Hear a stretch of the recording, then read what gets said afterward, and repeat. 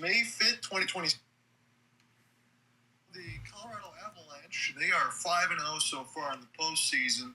It sounds like this, head coach by Jared Bednar, Nathan MacKinnon, are Trey Lehkonen, Marty Natchez, Stephen Toews, Cal McCarr, Brock Nelson, Gabe Landeskog, Velnachuk, and Brett Kulak, Sam Malinsky. I saw on the pairings today that Nazem Kadri is in the bottom six. He's on the third line with Ross Colton and Nick Waugh, and then Jack Drury with Parker Kelly and Logan O'Connor will be the Michigan man Nick Blankenberg in the mix with all those ads in front of me. I can't see who the third line defenseman is. I apologize there.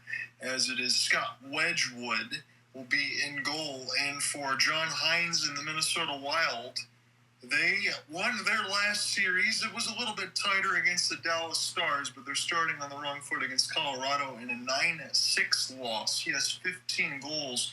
Ryan Hartman, Kirill Kaprizov, Matt Zuccarello with Quinn Hughes and Brock Faber, Danila Urov, Marcus Johansson, Matt Boldy with Jacob Middleton and Jared Spurgeon, Michael McCarron, Yakov Trenin, Vlad Tarasenko with Damon Hunt, Zach Bogosian, the back-end defense, Nico Sturm, Marcus Foligno.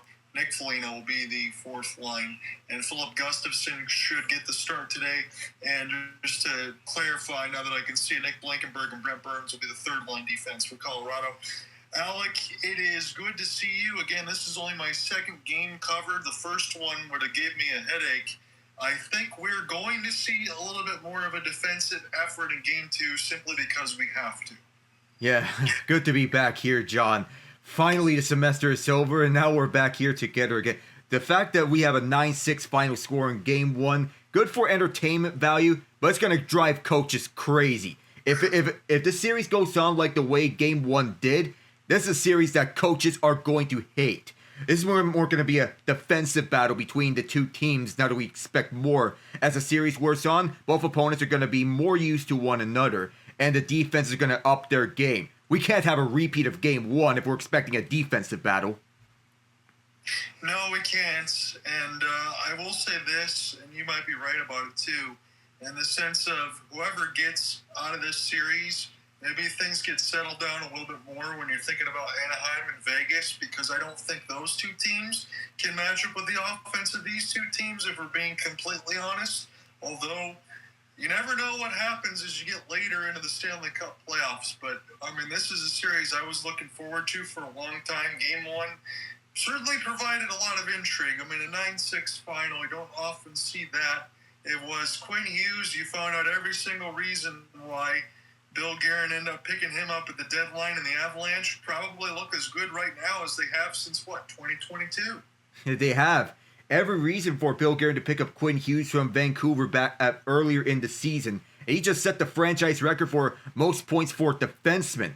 And that record must be a little depressing when you think about it, but nonetheless, it's good to have a franchise caliber defenseman like Quinn Hughes on your team, immediately boosting the offense. Because Minnesota's more known as a defensive team for a while, now they can be an offensive team. I know this is going to be an easy question, Alec, but after what happened with Jesper Wallstedt in Game 1, I think it makes sense to go to Gustafson in Game 2, correct? Yeah, you think so. Give Wallstedt a breather day to refocus and rethink himself. Get himself back up to speed before this goes back to Game 3 up in Minnesota on the 9th, which, quite honestly, the scheduling kind of doesn't make sense. 3 days of rest? Yeah, that does get a little crazy. It is a Tuesday, then you go all the way to the Saturday side, so you're absolutely right. I didn't know that as far as the scheduling work. What we do know is we have Cale Makar versus Quinn Hughes, two of the best defensemen in the world going at it. And when I was looking at some of Minnesota's particulars in the regular season and in this game, they got quite a bit of 40 goal scorers and plenty of 20 goal scorers. I mean, Vlad Tarasenko has had a little bit of a resurgence as well. I mean, he scored a ridiculous goal the other night in that loss. So Minnesota's got a lot of depth. They can certainly find a way to win Game 2, but as Alec and I said, it's got to get done more so on the defensive end. And Scott Wedgewood, I mean, he gave up 6 goals, but he hasn't lost yet in the postseason, so he's going to get the start. Yeah, no reason to turn away from Wedgewood at the moment. He's the hotter of the two goaltenders between him and Mackenzie Blackwood heading into the postseason, as per the stats of a .921 save percentage versus a .904 save percentage. That's no knock on Blackwood. He's a good goaltender in his own right. Just he's not the hotter one between the two. Yeah, you have a luxury, as Alec mentioned, between both. I'm really excited for this one. Get a chance to get my second matchup going. The other matchup I'm really looking forward to in the East again is Montreal and Buffalo. I mean, Montreal won the game the other day with just 9 shots on goal, and Colorado had that many in goals. So there is just some particulars there that are pretty interesting. As Nathan MacKinnon now on the left side board, it's the cerulean and maroon will get this one up and down the ice, going from right to left as Minnesota will chip it in. They have the green pants and the mix of the striping and white jerseys. This here's a spin for Kirill Kaprizov, throws it back to the point, shot goes up high.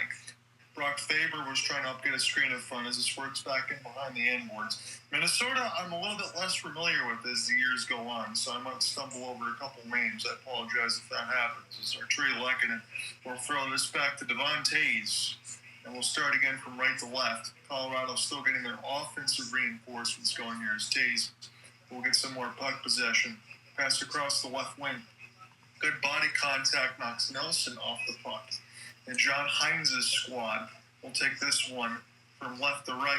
Here's a contest. And across the backhand, as this will be spun around. Now, Landeskog takes a hit. Again, as Alec and I always mention, it's good to see him back out on the ice. He's been thriving so far in the playoffs for Colorado.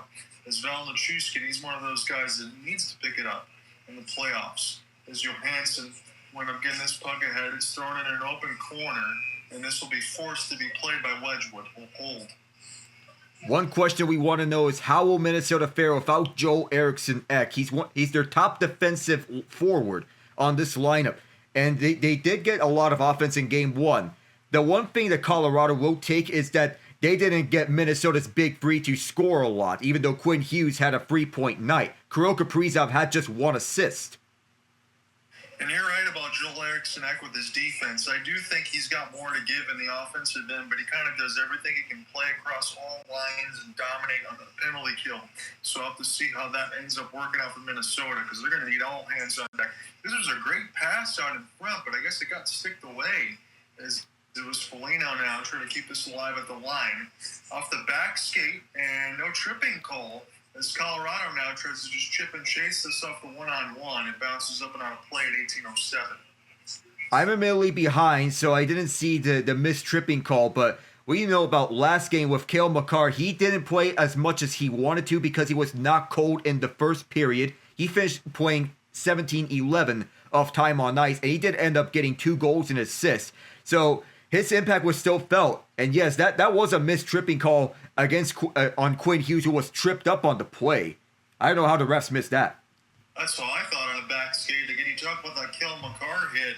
He had his skate up in the air. He had body position and going the wrong way. You're lucky not to take a blade to the face on top of that, as well as Brett Kulak as back-end line support. Jack Drury out there with Logan O'Connor. It's line 4. Got a lot of former Carolina Hurricanes in the mix as well. And Edmonton Oiler now and Brett Kulak.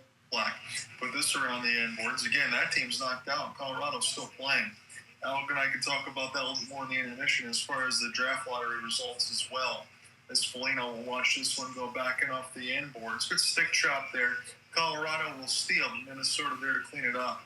To the left side red line, here's a slap shot from about 80. This will be canceled off by part of the lumberyard and Scott Wedgewood. Kulak now. 1 touch and across the left wing. Good skate out here for Nathan MacKinnon off the drop pass. Backhand scores! Just like that! Colorado's got the lead! Great hustle plays, and Nathan MacKinnon is known for hustle. He's one of the fastest players in the NHL as far as speed tracking can go. And what we know about a lineup change is not Zach Bogosian, but rather Jeff Petrie. We remember that it was just 4 years ago in which MacKinnon scored one of the best playoff goals that we remember against the Blues. What a backhander off the feed from Nathan MacKinnon on a great centering feed. That's Marty Natchez from MacKinnon who got that one all goal, and Kulak going to get an assist. And I think I got a development here very quickly, because I think the ESPN thing might be ahead on the box. They said Minnesota scored, and I haven't even seen it yet. So this must be it here. A break off the face-off, and this one is in. It's Kirill Kaprizov. The ESPN thing in front saw the future. I guess that's from Hartman and Zuccarello. This camera's going to cut. It's going to be abrupt. And 6 seconds later, Minnesota makes it 1-1. Unbelievable. We talk about quick strikes. MacKinnon to Marty Necas proved that on a quick elevation up the middle. The top line for Minnesota strikes rather quickly. It was Kaprizov all alone, untouched. Nobody even caught up to him. So that's 2 goals in 6 seconds. How quick was that? That's ridiculous. I mean, you can't even see the camera cut. And Kaprizov, I get the replay there, just blows it top shelf over Wedgewood. And we're having the same start that we had in game 1. We have 2 goals already, and not even 3 minutes have expired. Oh, this is going to drive coaches crazy. The exact same start as in game 1. I knew the King series was more defensive for the Avalanche, but Colorado can play any style. Minnesota is a team that likes to wear you down. That was seen in the Dallas series, and already the superstars are getting up and going. Alec, I'm going to say this because I'm going to get back into the play-by-play, but wasn't Minnesota's 6 goals that they scored in game 1 more than the Kings scored in their first 4 games? And we already got 2 goals here in a span of 3 minutes. Yeah, that's crazy to think about. The Kings have 5 goals scored in that 4-game series sweep. And here in game 1, it was Minnesota with 6 goals. So 2 shots, 1 goal. Kirill Kaprizov, his third of the playoffs. 1 shot, 1 goal. That's Marty Necas. As Faber throws it in an open corner. And Wedgewood's save percentage is going to be hurting a little bit now, but so Gustafson's going to get this start in game 2. Picked up now McCarr, toe drag. He can't get around the stick check in Minnesota. And this is a odd man rush. A long shot goes up into the netting and on a play at 15:54. Is it safe to say for me that after the first round that I actually wasn't really that big of a Dallas believer this year? Minnesota wore them down 5-on-5 all series long, and Dallas was only getting a lot of scoring chances on power plays. And in playoffs, you need to have an efficient 5-on-5 to thrive, and both Colorado and Minnesota have that. Yes, they do, Alec. And again, I was completely wrong in terms of Glenn Gullickson as far as them not making the playoffs. That's what I had in my prediction, but they did lose in round 1. And I understand the opponent, but Minnesota just looks that much better. And if they weren't playing Colorado right now, or let's say Colorado was eliminated, you could make the argument that maybe Minnesota could go to the Stanley Cup Finals. I really think this team is really good. Yeah, if there's a year in which Minnesota can shed that narrative of them falling short, it's this year. 15:20 left to go in the first. John here with you alongside Alec Nava, who I'm pleased to be joined by for this game 2 of the Western Semis. Colorado does have a 1-0 series advantage after a 9-6 win, but goals 6 seconds apart from Necas and Kaprizov that made it a 1-1 game as with 5 minutes expired here at Ball Arena. This is picked up down near the left side red line. Here's a good support for MacKinnon. Try to get a piece of it for a moment. I'm still trying to wait to see if I can find number 91 on the ice at some point. I'm used to seeing him being a bottom 6 role, but that's the kind of depth that Colorado has, and he's certainly going to be able to dictate. He already scored a goal in game 1. As this is knocked away from Foligno, this play with a high stick is going to blow the play dead at 14:36. The type of depth that you know that Colorado has is efficient and deadly. They have like 8 players who can play center. MacKinnon being one of them, of course, that's the obvious. Nick Waugh, who's listed as a winger on Kadri's line, he can also play center. It's noted about that in his time with Vegas on the 4th line. He can also play third line minutes when need be. So the 2 goals in 6 seconds, and thank you for that, Alec, is the second fastest in NHL history. I'm guessing 5 would have to be the fastest. I don't think he could score 2 goals in 4 seconds. Here's Nathan MacKinnon on the backhand. He gets taken away from Quinn Hughes, who got the hook at the last second. Marty Necas sets it up for Tays, and that one is saved by Gustafson, who never saw it. It was stuck in his equipment. They get a stoppage at 14:21. We speak of Gustafson and Wallstedt in goal. That Minnesota has the confidence in both those goaltenders in playoff scenarios. There could be the argument that by pedigree, these two are that's the best goaltending tandem in the Central Division, though Wedgewood and Blackwood do have an argument for it. There was a nice one-type feed from Necas to Taves from the center point to get that chance. Gustafson saw it. Yeah, I absolutely agree with you all. It combines with their defense as well and their goaltending. They really have all the tools. As we said, it really just comes down to this matchup. I would have to believe that the third round is going to be easier for both of these teams should one of them be able to advance through it. As this is picked up now toward the left side down. Now, of course, one of them is going to. We just don't know who yet, as this is a full sail change for John Hines' squad. And Nathan MacKinnon is in a battle there with Jared Spurgeon as this goes in off the backboard. So I'll have to plug my phone in here pretty soon. As it's 13:40 left to go. Spurgeon takes a hit against the glass. That was a very good look by ESPN. Kulak can't find it. Minnesota now off the 3-on-2. Here's a curl and drag. Sharp angle chance for Yarov, and this one is swallowed up by Wedgewood. So this leads to our first ice scrapage. And we know about the whole high stakes. And the Western Conference, this could be argued that it is the real Western Conference final. In a normal playoff format, we can see this as a Western Conference final matchup. Yet, when we look at the divisional playoff format, there could be the argument that Vegas could pose a serious challenge for either Colorado or Minnesota. We just don't know if they're that much good enough to overcome that. Yeah, I don't question them defensively as much, but offensively, I just don't think any team matches up with Colorado and Minnesota. And that might be including some of these teams in the Eastern Conference. I mean, I'm really looking forward, as I mentioned, to Buffalo and Montreal. It's a shame that they already got to play in the second round, though. It is. Because normally we see this as a conference finals matchup, as was noted before. But besides Buffalo and Montreal, Carolina may be the only other serious threat coming out of the East. And the hope is that this hot momentum from the Canes would carry on to a possible Stanley Cup final. In this time frame with Rod Brindamore, they've yet to make a Stanley Cup final. We don't know if this is the year. It might be, honestly, Alec, because you look at it, in between Carolina and Philadelphia, and I probably could cover that series. I'm going to choose not to toward the back half unless it gets tight, because I think Carolina's going to handle their business.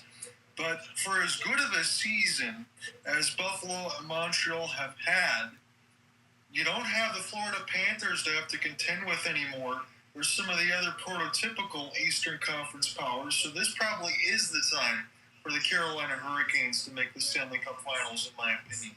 Yeah, it is no excuses for Carolina by this point.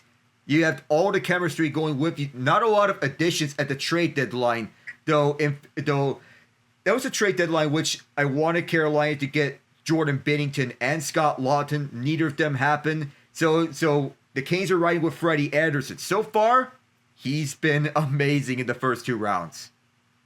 Yes, he has, and that's what they're going to have.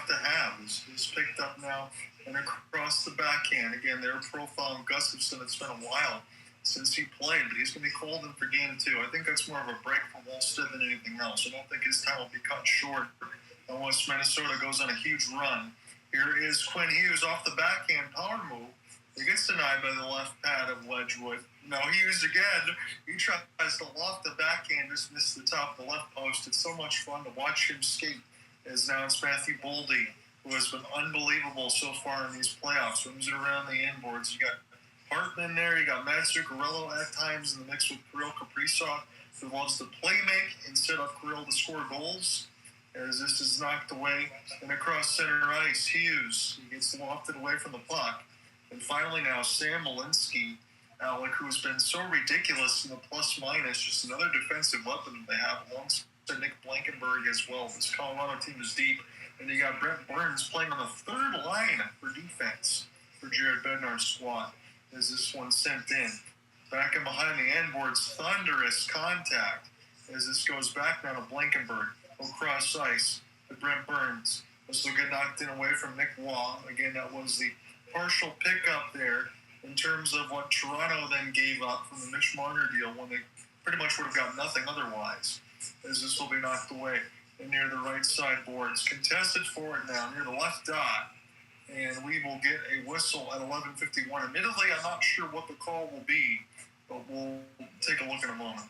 You mentioned Nick Blankenburg. He's filled in nicely on the bottom pair next to Brent Burns in the time in which Josh Manson missed to injury. Manson and Burns have been silently a reliable pair on the bottom pair. They don't have to do too much, but because of the depth that Colorado has, they could have excelled in sheltered minutes. Looks like Jakub Trenin gets a high stick on Nick Waugh. I just got the replay there, so there's your call at 8:09.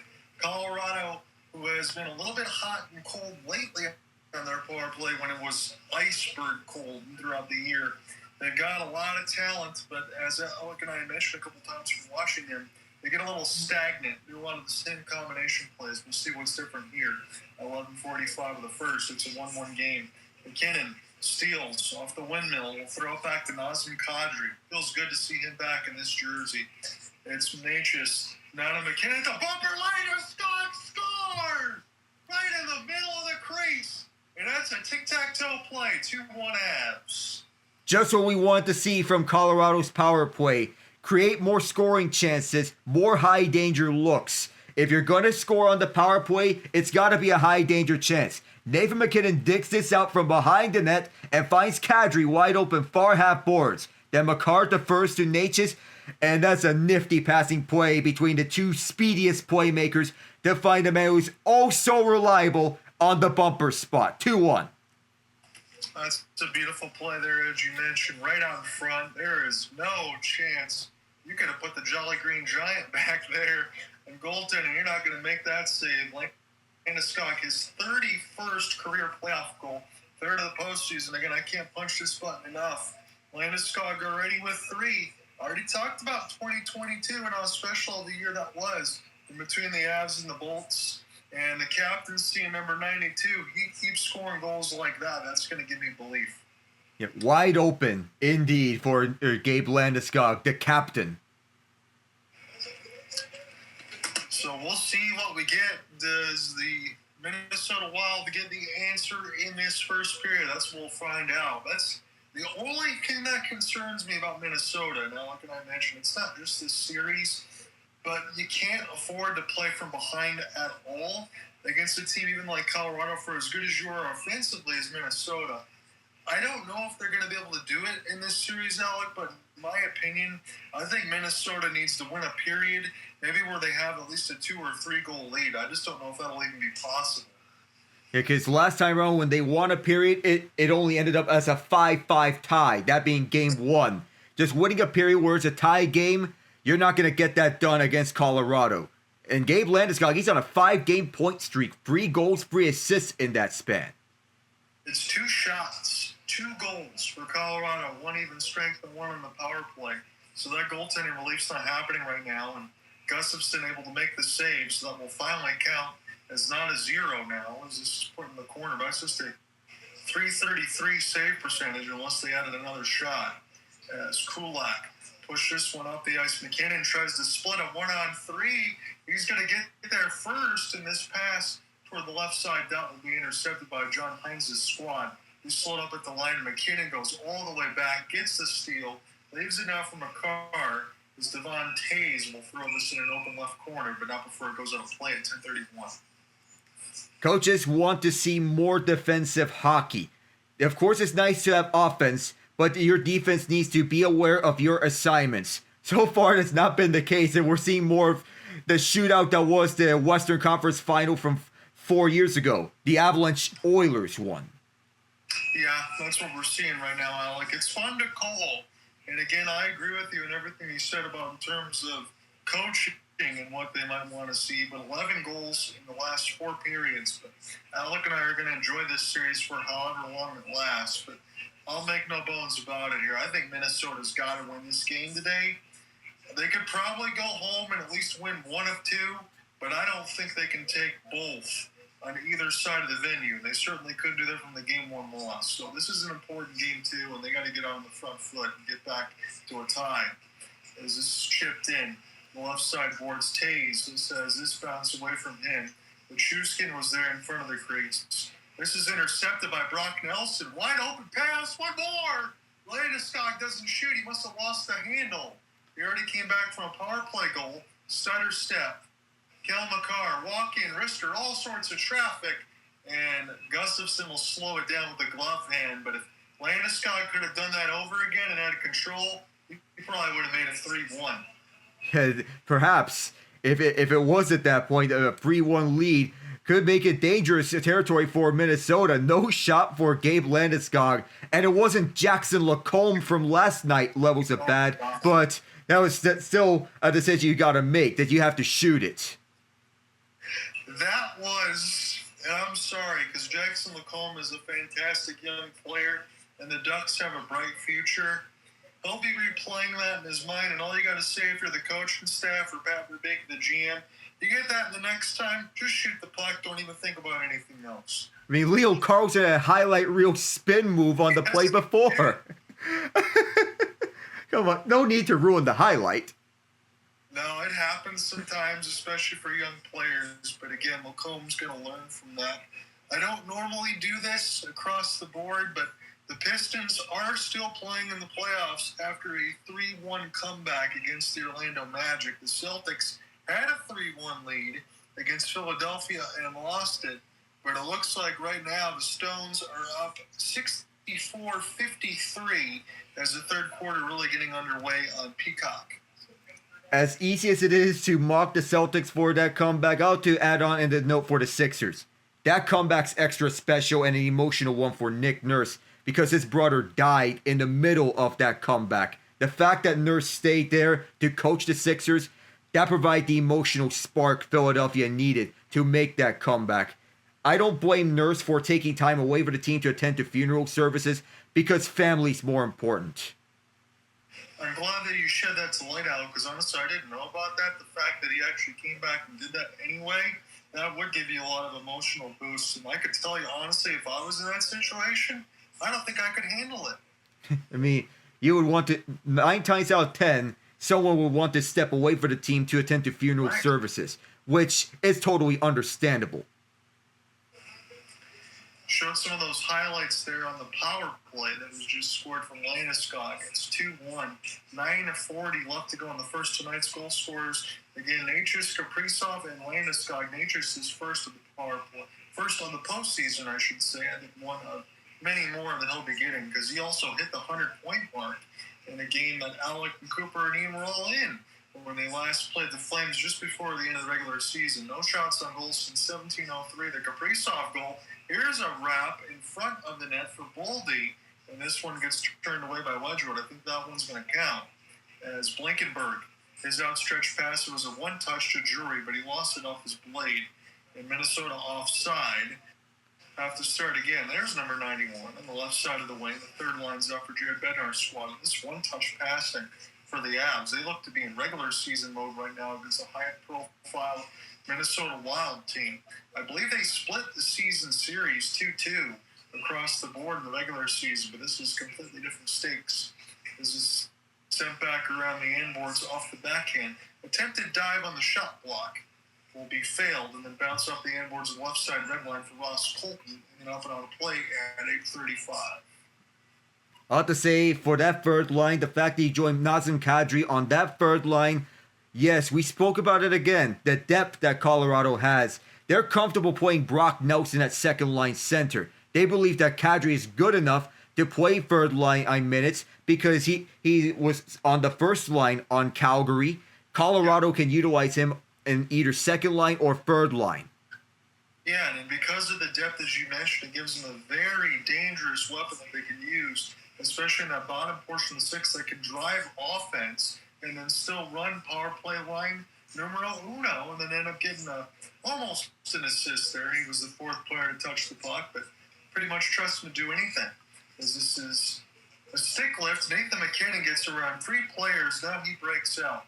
Races up the center ice. Nature's trying to drop it here for Nate Dogg. This is just put in behind the inboards here. Back at the point. That's Kel McCarr. One-touch pass. Nature's up high. This gets deflected. Nature's, he gets robbed. The shot, I think, got bounced as he couldn't put it in an open net. And that would have been another goal for Colorado. They could have already had 4. They've had the front foot in this first period ball arena in front of the faithful, and they've looked good. Shot board only 6-2. But Alec and I aren't lying to you. We said that Colorado could have had 4 goals already. Bell Nichushkin, he's getting his camera shots. As this one goes to the left side, Nichushkin tries to get in front of the net, partially gets a steal. Landeskog is bumped off the puck. You get a delayed hand in the air. This is going to go against the Avs. Minnesota will go on the power play once the Avs touch, unless they score here. Chance will go back down and across the defensive zone. And Colorado will have to take some changes, and they'll have to maybe deal with a penalty here, as Brock Faber still taking time behind his own net. Minnesota still has this puck, and across the Avalanche logo, really taking their time. Ryan Hartman now, as this is Kaprizov off the drop here for Faber at the blue line. Matt Boldy now back around. Then you have to delay again because Minnesota was offsides.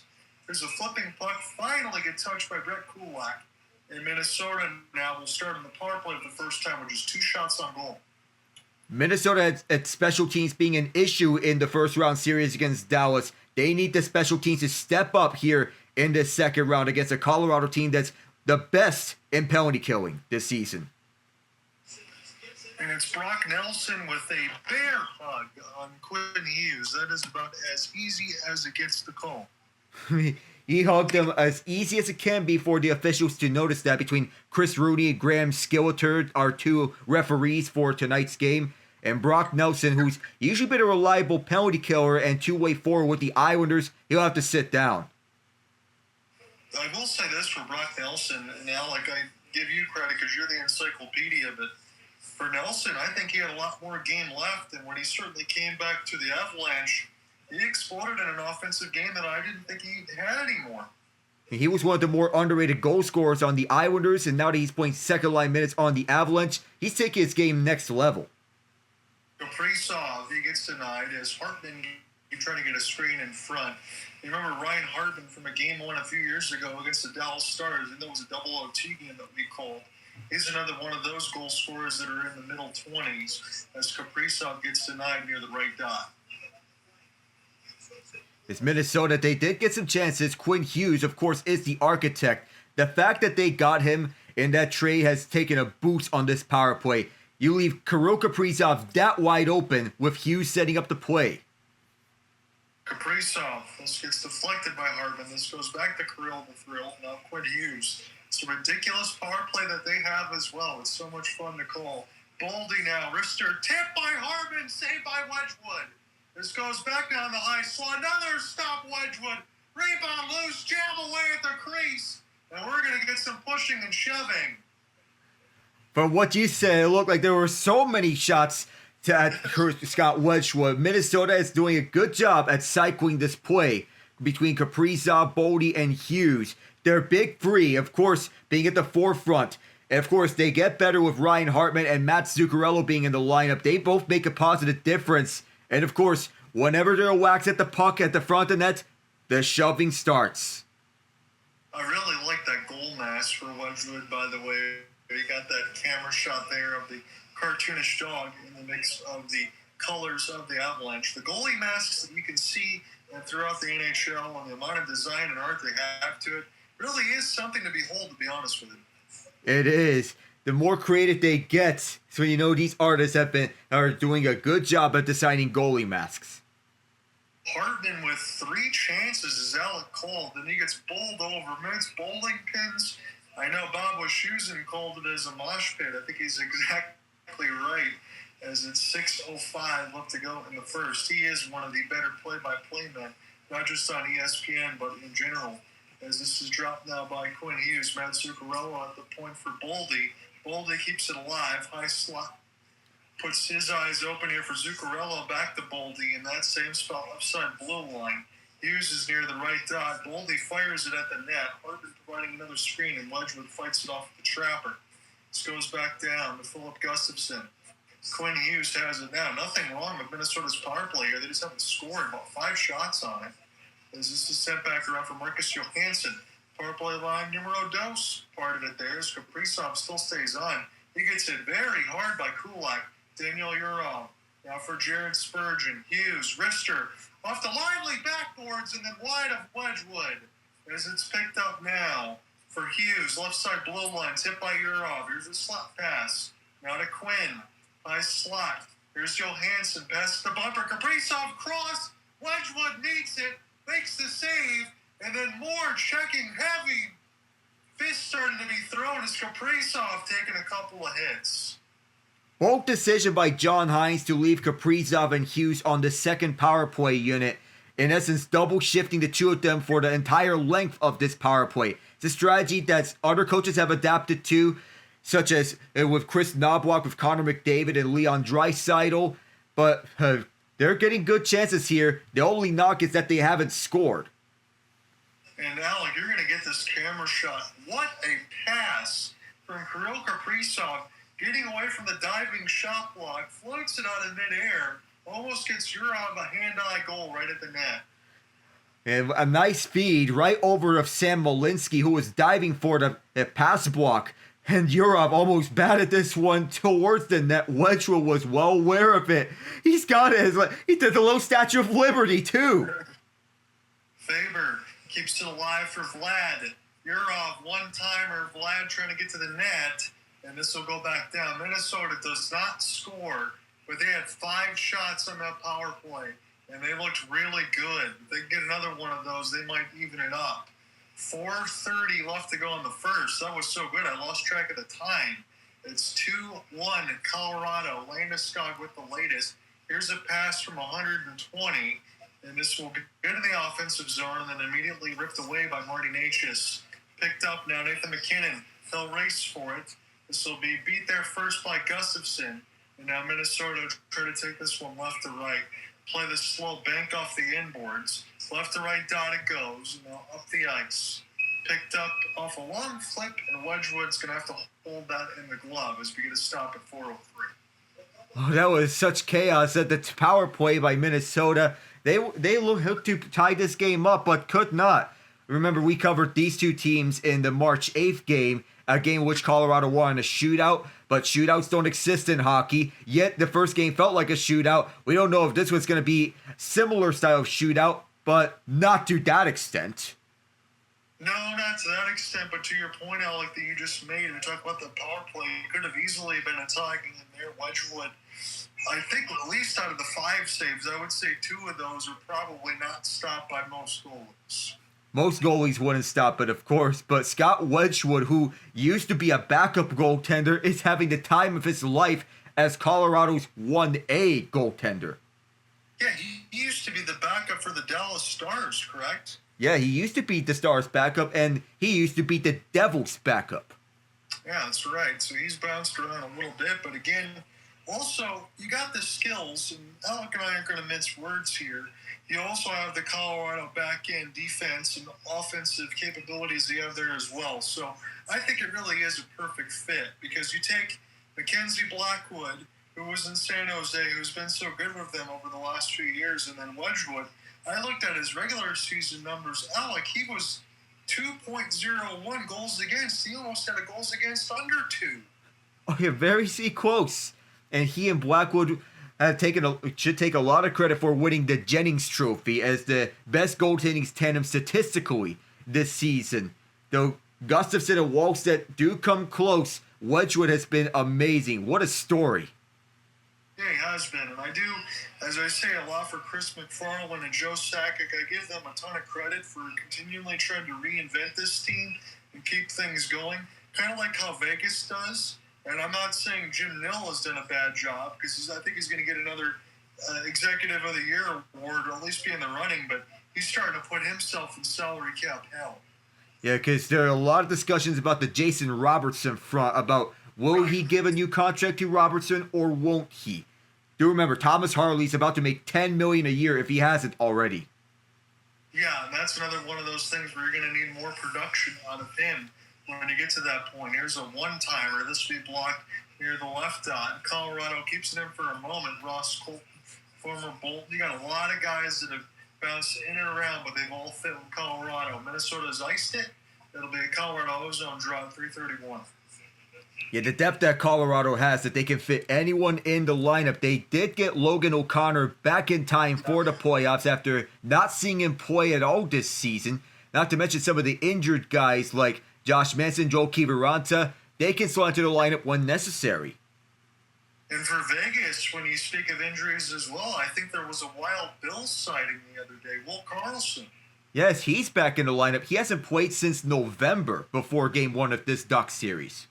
And oh man, as one of the original tenured Golden Misfits, he's been so important off the post, up the outside of the post for the Avs, as that was shot near the right dot.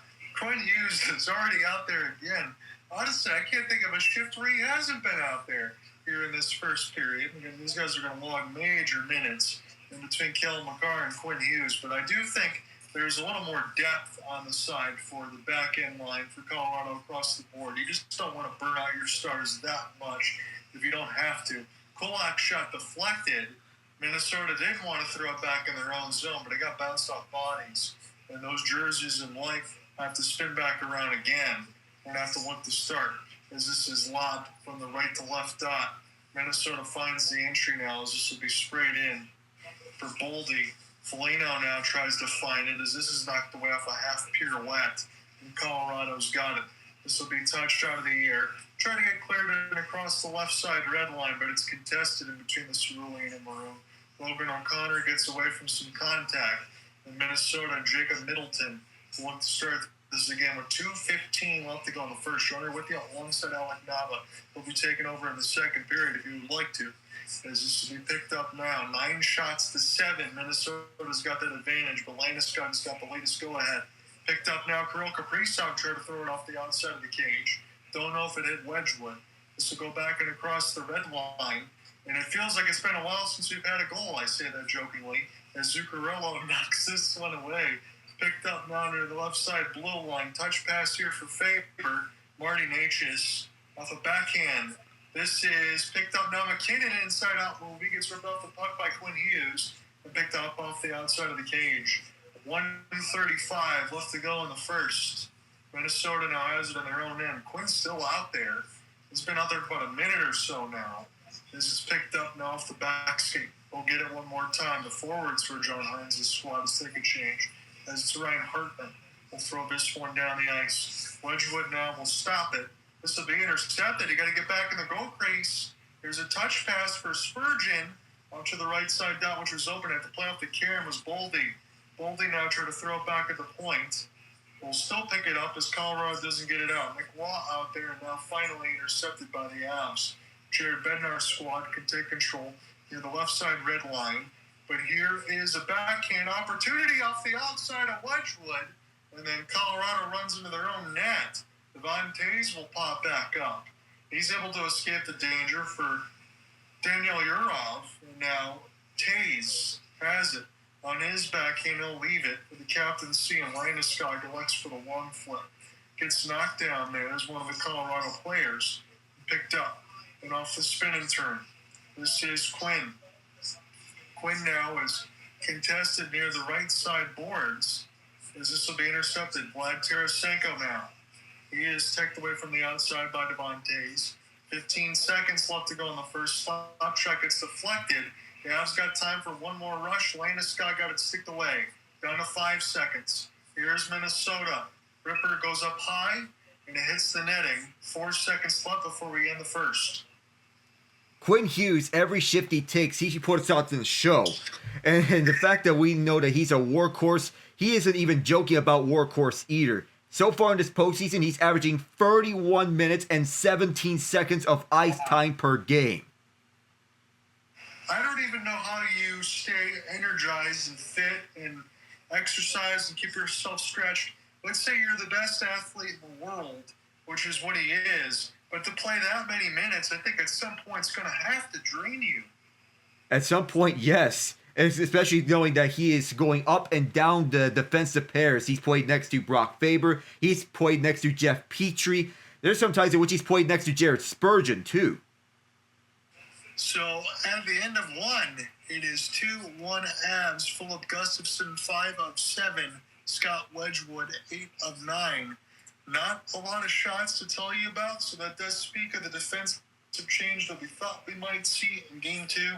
But when Alec gets set to take over, all I'll say is hold all tickets and prepare your voice. Well, at least it isn't for free after one period, John.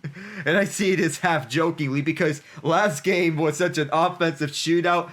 But the fact that it's 2-1 after one, both coaches have to be happy that it's 2-1 after one. the defense is getting better before both teams. They just need to work on this being sustained for the rest of the series. So what did you see? What were your key takeaways from the first? So from the first period, of course, as we noted, defense got better. The goaltending got better for Scott Wedgewood at the very least. And Philip Gustafson, he's playing like he is just getting back into his first action in a month, which is kind of getting that shakiness off of you in a way. But nonetheless, any goaltender who hasn't played in a month is expected to feel a little rusty in their first game back. So Gustafson, he is feeling that rustiness in that first period. As the game goes on, I expect him to be more comfortable in the net. I'm going to give you the numbers here in particular. I'm just marking those down for the game story. This one's not going to be as long because I still have some NHL duties to do. But the shot boards are 9-7 in favor of Minnesota as we profiled. Hits are 14-10. So a little bit of a physical game. Not too much yet. Minnesota leads that by 4. And in the face-offs, that's all Avs there doubling up 14-7 on the Wild. It is power plays 1-for-1. Landeskog's got that. 0-for-1 for the Wild. If we look back down on our scoring summary, it was Marty Natchez, his first of the playoffs there, from a good chance off the backhand for Nathan MacKinnon, who taken it across the right wing. Natchez scores, and then 6 seconds later, right off the draw, Ryan Hartman wins it. Kirill Kaprizov pretty much cruises in on a breakaway and pots the top left corner past Wedgewood. And then Landeskog, some beautiful passing. Nathan MacKinnon gets it on the bumper, finds Landeskog right in the middle of the crease. He gets his third of the postseason from Big Nate and Marty Natchez, who has 6 apples. So nothing wrong with Marty Natchez getting his first goal. He's already got 7 points in the postseason. So far, so good of a first period that we saw. We're hoping that this keeps up in the second period. And if Minnesota can come back and claw their way through this game. As some games, they've clawed their way to victory. Other games, they cruise by thanks to dominating 5-on-5 performances. Against Colorado, it's a different animal because Colorado is one of the best regular season teams this season. And they can go both blow for blow with anyone else. They're the cup favorites for a reason, though Minnesota can give them a test.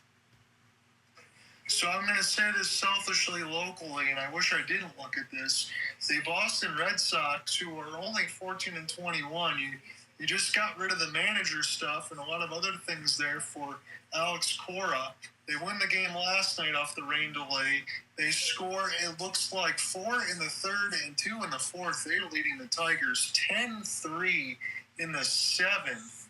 That would be an awful loss for them. And then as I look on the other end, for the NBA, because we have just the one NHL game today, the Cavs have come storming back in this third. Pistons leads down to 3 with 1:40 left to go. It's 77-74 in that third quarter. And to say the least for that Pistons-Cavaliers series, both series were uncomfortable for both the Cavs and the Pistons in the first round. The Magic did push them to a 3-1 series deficit, but 2003 happened all over again. That Game 6 was particularly inexcusable for Orlando after squandering a 24-point lead and scoring only 19 points in the second half. It looked like the formula was going to be out. Stop Cade, you stop the Pistons. Yet the Pistons found other ways, such as Dennis Jenkins and Tobias Harris. I was in utter disbelief, Alec, as all of us were. Because, again, I wouldn't say disparaging things about a 60-win team. The only thing I would say about Detroit, this is me locally, I don't think they're actually a 60-win team. 16-22 is their record this year. But you know what I mean by that. I think they were able to play most of their starters, particularly all year. I do think in basketball it's more of a load management deal. I'm not saying the Pistons weren't comfortably a top 14, and I'm not saying the Magic might not have been a top 14 if not for all the injuries. But I'm glad they got past the first round because the only thing I would have said, you can't lose in the first round if you're Detroit. There's no excuse for that. Getting past the first round is the first step. Second round against the Cavaliers, I feel it's going to be a tight series, but against Cleveland, I did say about the Cavaliers, don't fall for the James Harden trap. I know this from experience as a Rockets fan. What did you think about, I don't want to poke holes, but Lakers Rockets? I still have not recovered from that series. Yeah. How did we blow a 6-point lead in 30 seconds in Game 3? Look, the victories in Games 4 and 5, okay, cool and all. It may hype up some fans for a reverse sweep. In fact, it just made me a little more upset that we blew that Game 3 because Game 6, we simply ran out of gas. You can't tax your starters for, say, 35 plus minutes each and expect to win every time. You gotta have a reliable bench. And if you don't have a reliable bench, all you can do is tax your starters. And what happened in Game 6 was not a shock. Our starters were gassed. I'm going to say the same thing we just said in this series between Minnesota and Colorado in the East, because I can speak of it there. In the West, I'm not so comfortable because I don't think the Pistons are going to have much fun if they did make it to the NBA Finals. But I do think whoever wins in between that next series with the Knicks and the Hawks, I do think the Pistons will handle them, especially the Knicks, because I do not think Mike Brown is an upgrade in coaching over Tom Thibodeau. I just don't. It is here and there, though Mike Brown does know how to use his bench, though I'm not sure if he can handle duties as head coach on the Knicks, though Jalen Brunson is keeping the Knicks afloat. Yes. We have to say, what side of Karl Anthony Towns are we going to see? Is the question. That is something we'll have to think about. I'm just going to talk about this really quickly in the intermission as we got about 10 minutes. I don't have a ton of things planned, but there were some stuff that I saw. We know before this game started, this is the only one on the NHL docket. They got the NHL draft lottery today, so there were some teams that did not move up, and there were some teams that really did. The Toronto Maple Leafs had a 48-hour whirlwind, Alec, to say the least. They probably didn't like all their organizational decisions, although I do like Matt Sundin being there today. They got the number 1 pick. For the first time since 2016 when they selected Austin Matthews, they can even get Gavin McKenna or Otto Stenberg. Either one. Right after a nightmare of a season, at least fans, they were saying, we're on Team Tank. They're losing games after the deadline, after being eliminated, and they get rewarded with Gavin McKenna. So they keep this year's pick because it landed top 5. But because it landed in the top 5, so there's the explanation. They lose a 2028 first round pick. The 2027 first becomes unprotected. And the 2027 first becomes unprotected and is in the top 10. The Leafs have to choose who gets the pick between Philadelphia and Boston. If it's outside the top 10, Philadelphia gets 27, Boston gets 28. The only question is, what moves are they going to make? Because the defensive core is bad, and they need a clear upgrade on defense. Yeah. Morgan Riley, Oliver Ekman-Larsson, they cannot be your number 1 defenseman. No, and I will say this. As good as the number 1 pick is going to be going forward, and I think Toronto is going to get a huge boom from that, I think what essentially you and I are saying, don't expect the Toronto Maple Leafs to be back in the playoffs and making noise next year. Yes, yeah, don't expect it as soon as possible. And I'm not particularly confident in... Oh my god. John Chayka? They hired him? What credentials does he have? I mean, what I have to say is that he hosted an illegal combine with the Arizona Coyotes and costed them a first-round pick and a second-round pick. Reminder, they would have lost another second-round pick if they re-signed Taylor Hall. Instead, he went to Buffalo, and Chayka, for a so-called analytics guru, he was the opposite. Yikes! Oh, man. So, yeah, you were talking about, all of us had mentioned it, Shanahan and some of the stuff that didn't work, and you have the core 4 and this and that. And I understand there's a lot of misery, but there's also some playoffs and some good regular season. But then you start with this in completely uncharted territory. I guess all I can say for them is thank God they got the number 1 pick, because if they would have fell in the draft and then they would have had all that stuff on top of them too, I don't know how anyone could still be a Maple Leafs fan. Oh my god. Well, who knows how Steve Dangle is feeling, or Adam Wilder, Jesse Blake for that matter. We'll say this too, and this is another good development, and I'm going to be honest here, and I know this will be no surprise when we get into the free agency frenzy show that I'm expecting Cooper to join me as always. Alec is more than welcome to join in as he usually does, but Mike Greer moves up again. The San Jose Sharks get the second overall pick. Wow, they had a near 8% chance of doing so for the second pick, and against all odds, they did it. So they won the MacKinnon Celebrini sweepstakes. They got Michael Misa last year. So this year, they're on pace to get Ivar Stenberg, or Ivar Stenberg at second overall. So that leaves Vancouver with Keaton Verhoff, I guess. I'm going to say this too before I get into Vancouver. It's unfortunate they go down. But like I said, next year, if the Red Wings don't make the playoffs, I'm going full fire and brimstone. So I'm taking the Red Wings automatically to try to avoid that, but I'm still going to do the show if not. What I was going to get to, though, for the Sharks, I'm taking them to make the playoffs next year in the West. You know what? I'm with you there. I can see San Jose making the playoffs next year. You get another year of that young core together, and they're all used with one another. I don't expect MacKinnon Celebrini to have that large of a point differential between him and second place again. I expect some more of the young core to increase their point totals. We could see more of Will Smith. We could see more of Michael Misa on a full-time basis. Tyler Toffoli, therefore, leadership is a good sign. Maybe Toffoli gets the captaincy. Who knows? I think he's a good candidate there as well, Alec. I like that. As you mentioned, Vancouver falls to 3. Chicago still picks in the top 4. The Rangers are 5th, and 6th and 7th is Calgary and Seattle. They don't move. But for Vancouver, I mean, it stings that you're not getting the number 1 pick, but at least you get something in the top 3. You got to find a way to just move forward after pretty much losing out on generational players left and right.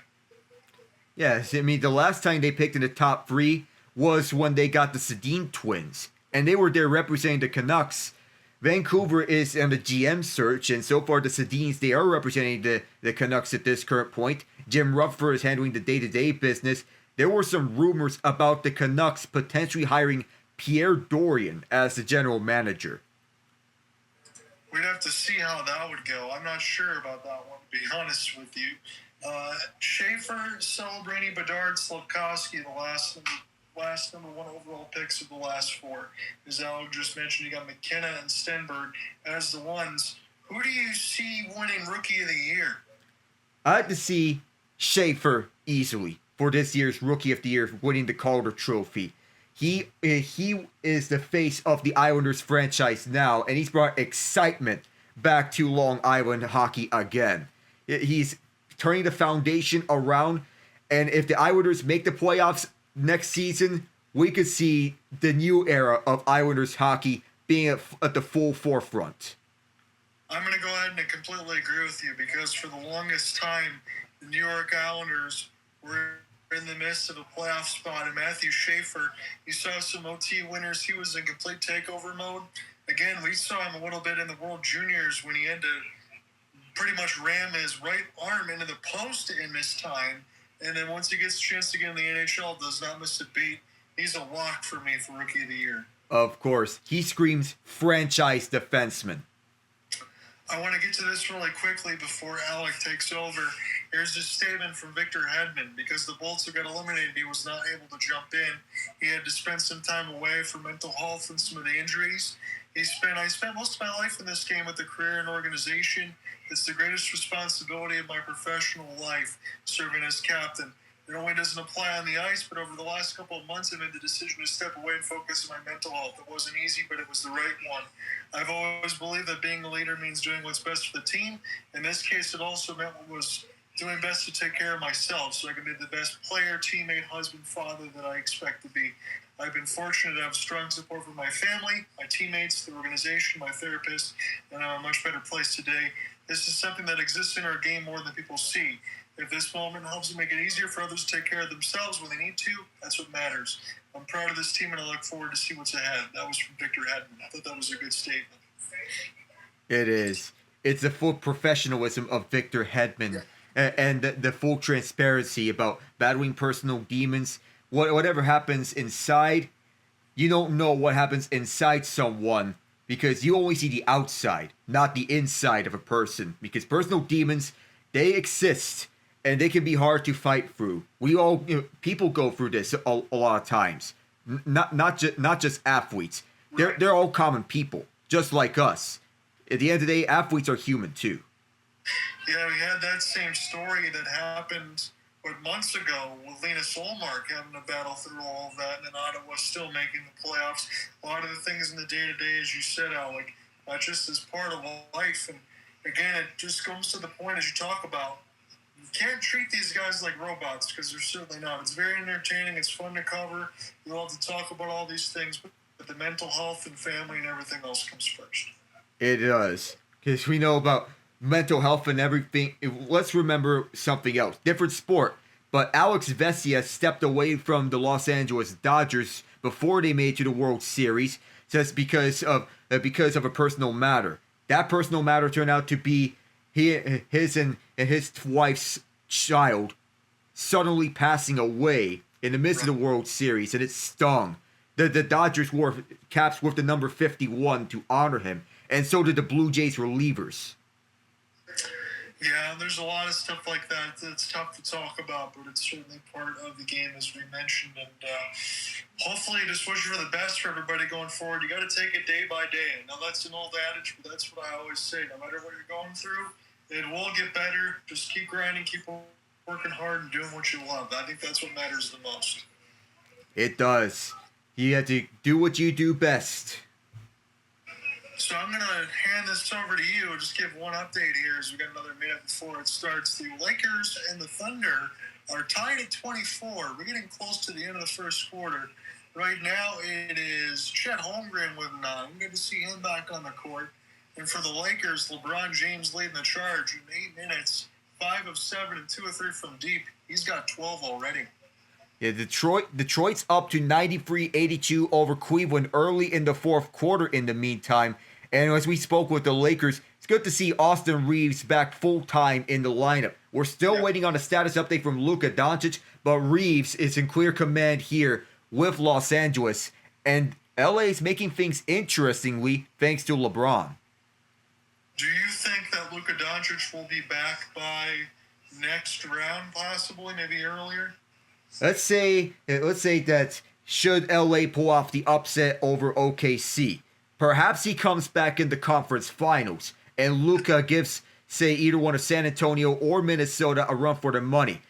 But I'm saying Minnesota because you can never count the Timberwolves out of any playoff series. Chris Finch has an argument for being one of the best, if not the best coach in the NBA right now. You get set to take it away. I'll back you up with the color. All right, so here we are, second period. The Avalanche lead 2-1 here, Game 2, Western Conference Semifinals. Alec Nava here with you, play-by-play. John and I here in the color. Our goal scorers are Martin Necas and Gabe Landeskog for Colorado. And Kirill Kaprizov the Frill for Minnesota, as is sent in from the far side around Wedgewood's net. Ryan Hartman and Matt Zuccarello combine along the near boards. And the thrill here between these two, that these two are two of the best teams in the NHL. The 2 goals in 6 seconds, tied for the second fastest all-time between two teams. Scoring chances are 10-4 Wild in the first period. Colorado scored on their power play. Minnesota did not. 11 goals in the last 4 periods for the Avs. They've been that dominant in that stretch. The Avalanche, the pre-tournament favorite to win the Stanley Cup, they were hemmed in their own zone. Minnesota plays this one out, and it's iced. And you will say, as Alec and I mentioned throughout the first intermission, you have 15 goals in the first game. You're expecting a defensive effort. We'll see if Minnesota can come out here and tie this game. I think they need to. Yeah, they have to score the next goal. And how they do it doesn't matter. It's just how you do it. It's just when that goal comes. This faceoff is to the right of Gustafsson, won by the Avs. Not what Minnesota wants, but they do get this out. Kirill Kaprizov going downhill on Val Nichushkin down the far side. He's a perennial Hart Trophy candidate. Should he be on the top contenders, and Wedgewood will hold up.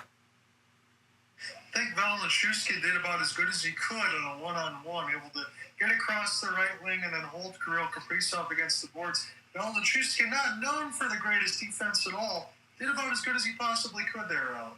He's more of a net front presence, if anything, but that time he did as good of a job holding him up at the far half boards. Yep, as we get set for this face-off, Danila Yurov on the offensive side loses that, and Colorado will skate this to center. Bouncing puck is picked up by Spurgeon. The Avalanche survived 9 giveaways in that first period. Against Minnesota and a defensive team like them, they have to tone down that number of giveaways because that's not going to be sustainable. Here's Jake Middleton with a stretch pass down the near side, past the penalty box doors. It's intercepted, and back is Ross Colton. Slices for Waugh. He scores! Nick Waugh! That was a good back pass there. Started the play from Brock Nelson. Colton feeds it over. Spurgeon can't get the stick check down in time, and Nick Waugh blows the puck past Philip Gustafsson. It's his 13th career playoff goal and third of the postseason. That's another tic-tac goal for Colorado. What a quick strike. He was the overtime hero in Game 2 against the Los Angeles Kings as Colton fed Waugh high slot, and he did not hesitate to fire that wrister past Gustafsson. Nice feed, nice release. He went blocker side. It's 3-1. His 13th career playoff goal for this postseason as this pass gets cut away. Back behind the net is Malinsky, intercepted by McCarron towards the slot. No shot. Petrie blasts one. It made its way to Wedgewood, who was ready for the shot. And he is holding on firm to this puck, which is on the left side of the blue paint. Keep an eye on this. You're just going to get this camera shot now. Jeff Petrie's slap shot bounces off the hand of Ross Colton, who's in severe discomfort. He's going to be able to get back and play in this game, but he is hunched over the bench. So we're going to have some updates here as the game goes on. This takes a bounce off of Colton, and he was really shaken up badly. So we're going to have to monitor his status as the game goes along. Remember that Joel Kiviranta is already injured, and on the defensive side, Josh Manson is injured. And the healthy scratches here for Colorado include Zakhar Bardakov, Jason Powen, Alex Barre-Boulet. Don't forget about Gavin Brindley in the minor leagues as he was sent down to the Colorado Eagles. Jack Drury tries one, blocked wide, and somebody may have slashed the stick out. Here's Logan O'Connor to save by Gustafsson. Another try, Blankenberg sends this one wide. The Michigan Wolverine product in the defense pair in place of Josh Manson.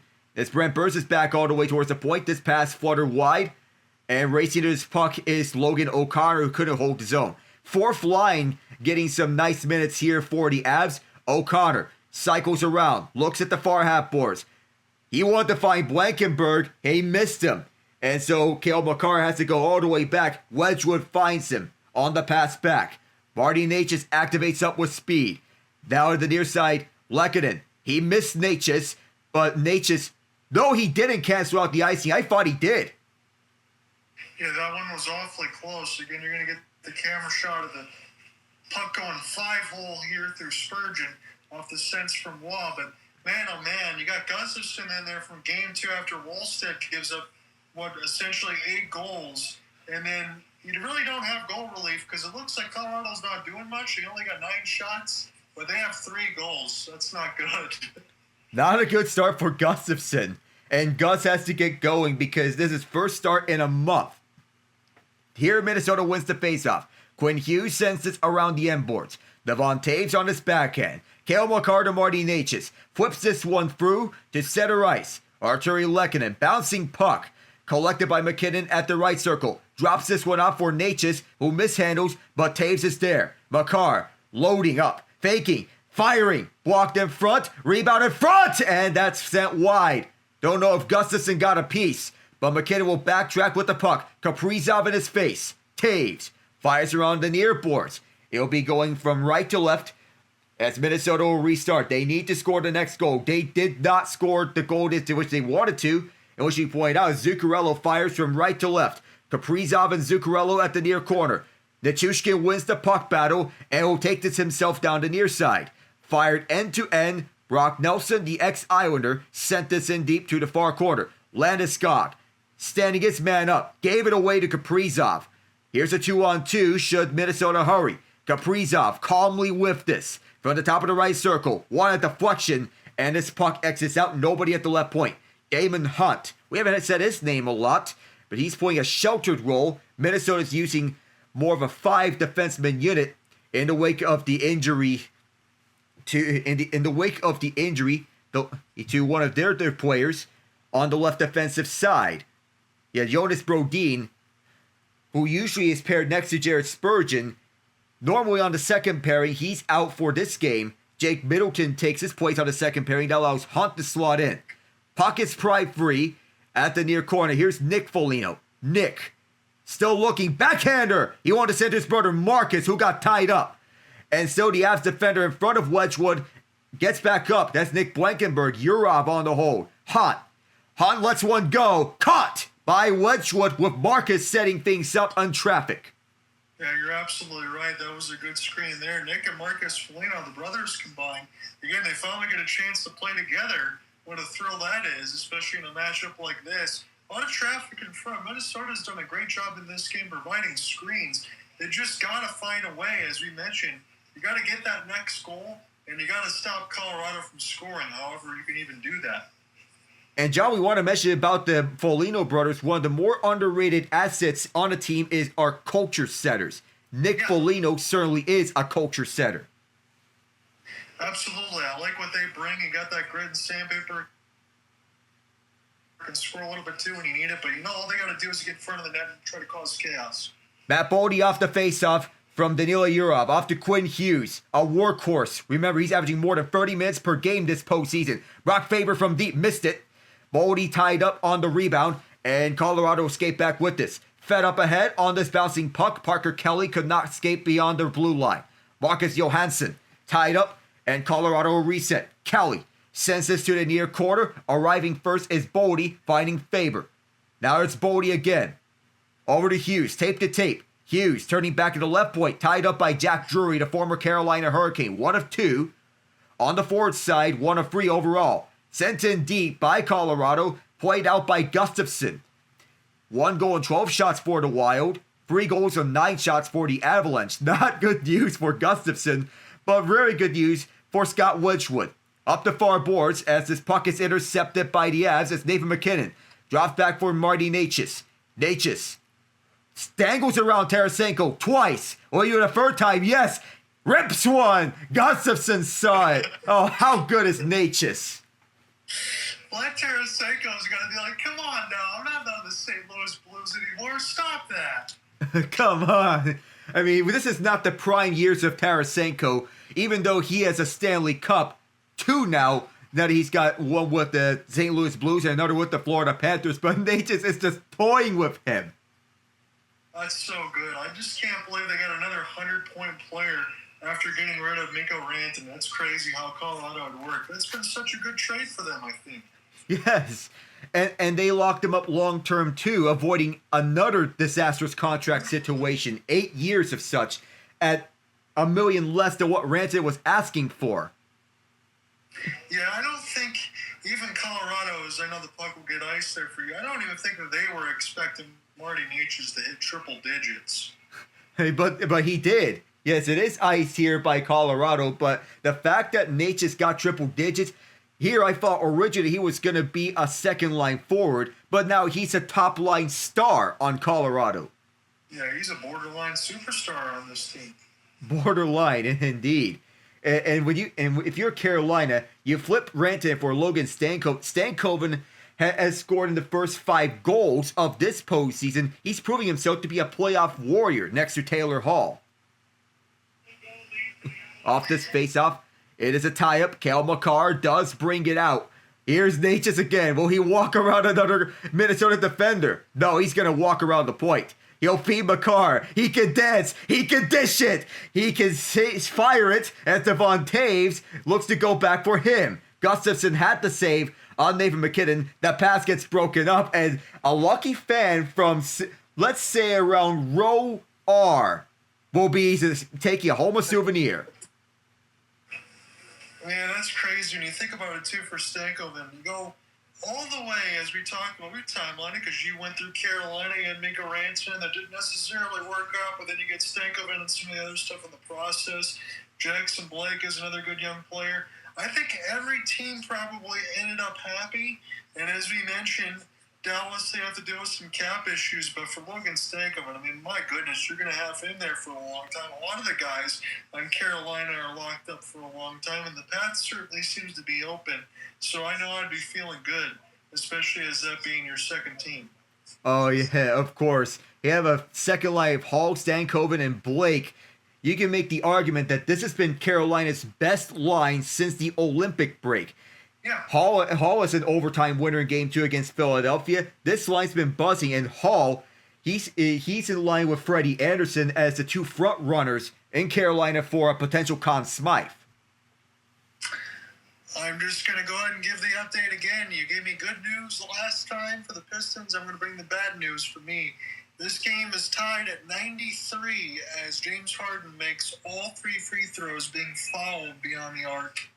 Oh, do I dare tempt fate?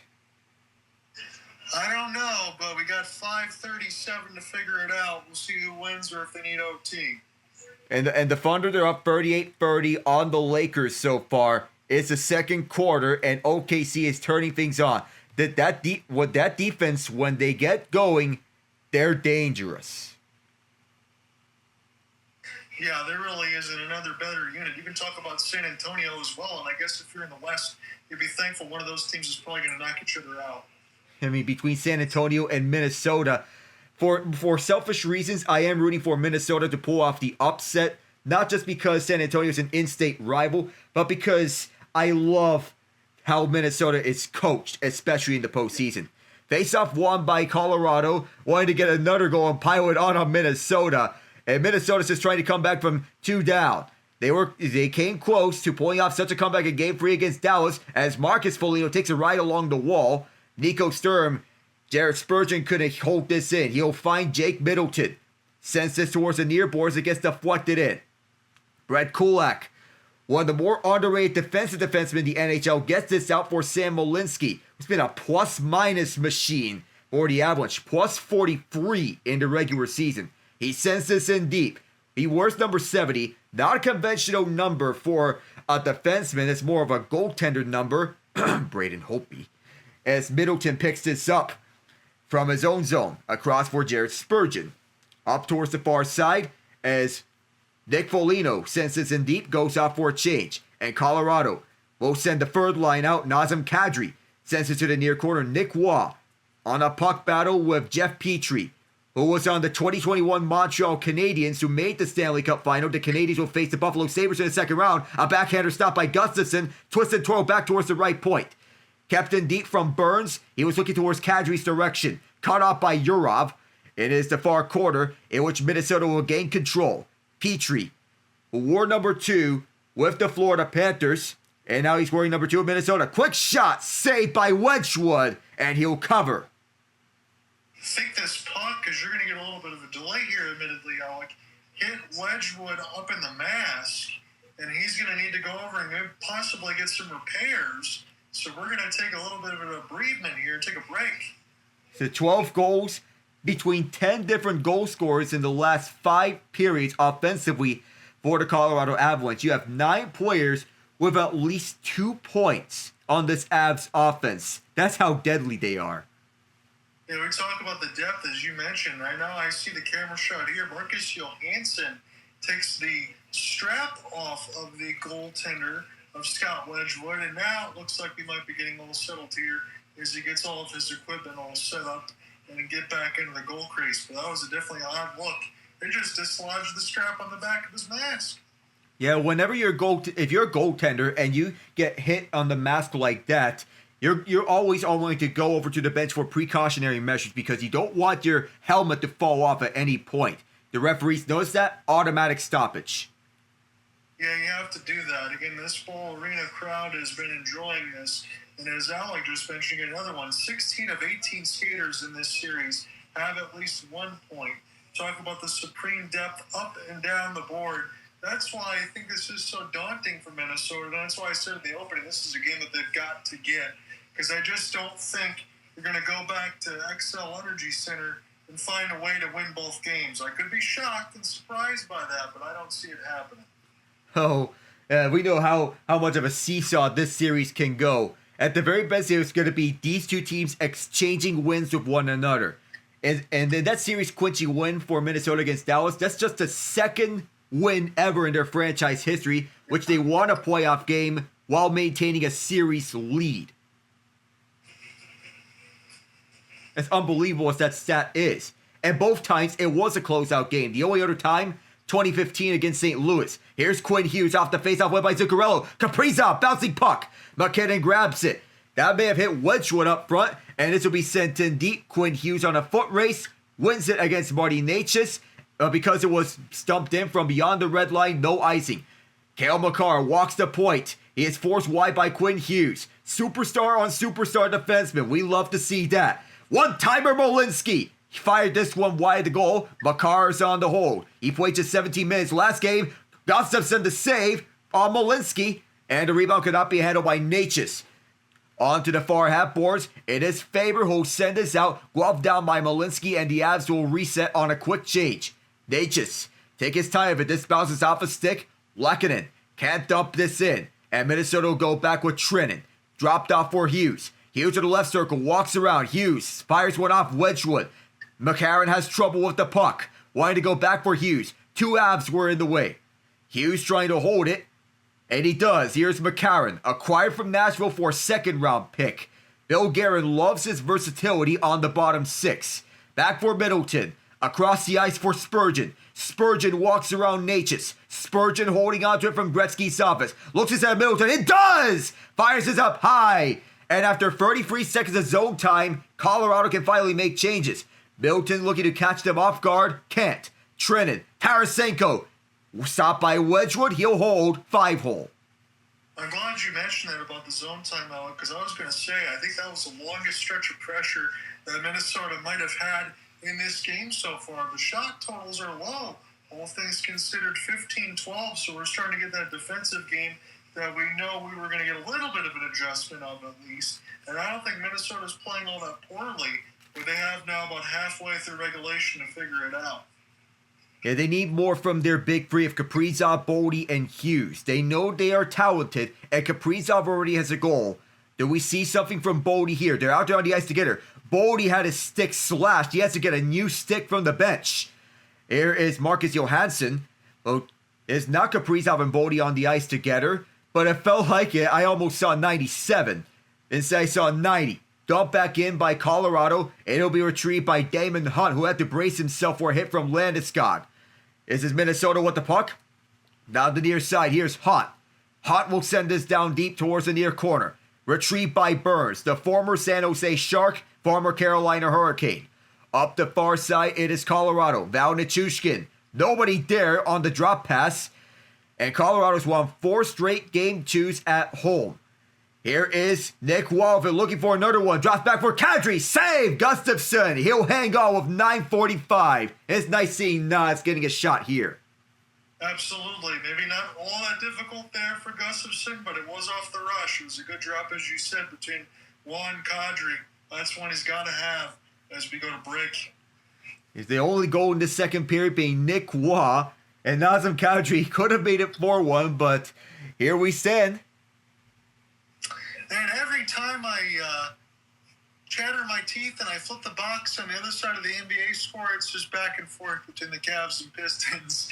And now the Pistons are up 103-96 with 2:30 left to go in the fourth, trying to take a game 1 edge in round 2. And what I posted on the Jumbo, this was posted right after the draft lottery. Jim Rutherford is stepping down as president of hockey operations of the Vancouver Canucks. So that just means that we're not going to get the all-time quotes that he usually brings anymore. Well, sadly, no. But Vancouver sees the job that Patrick Allvin and Jim Rutherford did in this tenure, and they decided, we need to clean house. It's overdue.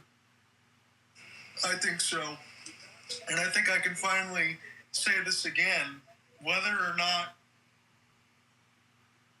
I know you and I agree with it, and I know it comes at the expense of your Penguins, and I apologize for that.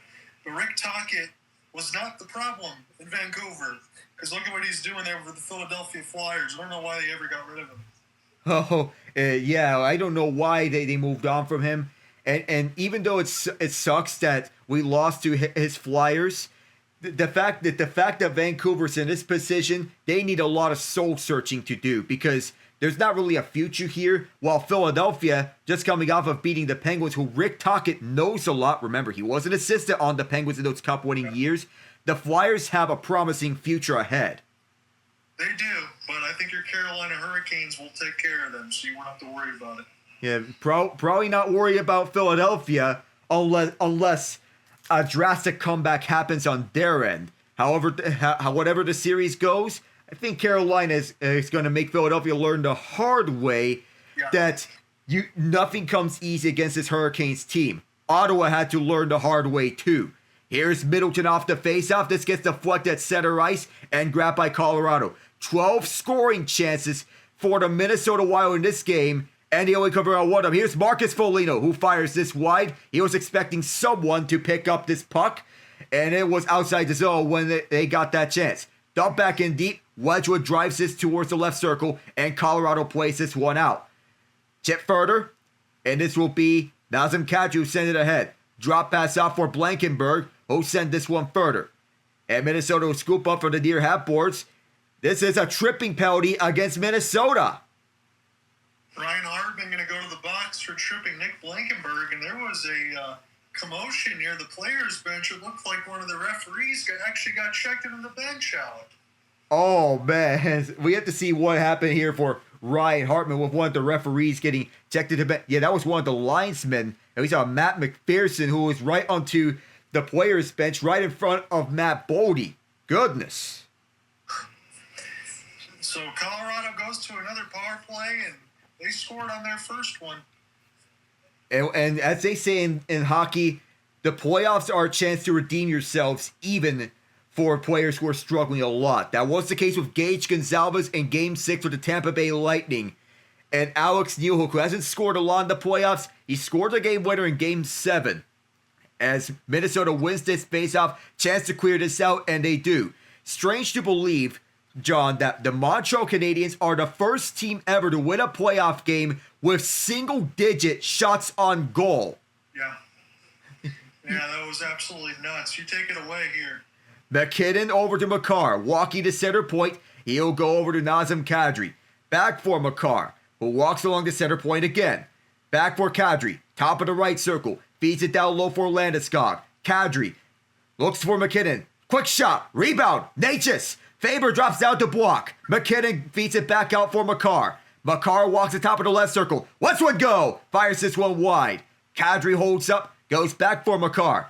Makar feeds it for Kadri again. Doesn't shoot it. Instead goes for Landeskog. Tic-tac-toe. With MacKinnon setting up at the slot. He doesn't get it. Marty Natchez frees it up for Makar. Stepping into it. MacKinnon! Stopped by Gustafsson. Landeskog keeps us alive for Colorado. Makar tried to poke it free. MacKinnon joins the puck battle too. And he gets it. Nathan MacKinnon walks the top of the left circle. He'll feed Makar. From the point. Goes to Kadri. Right circle. Landeskog. From the corner. Near side. Kadri. Right circle again. Saucers one over to Makar. Stepping into it. MacKinnon. One-touch feed. Didn't reach Landeskog. And Minnesota finally gets it out with 35 to spare. It looked like they were hemmed deep into their own zone for what seemed like an eternity. But finally, they get a chance to breathe for now. The second unit comes out and leading the way is Brock Nelson with 20. Drops off for Lehkonen. Brock Nelson couldn't get the return feed back. Here's Nico Sturmfit.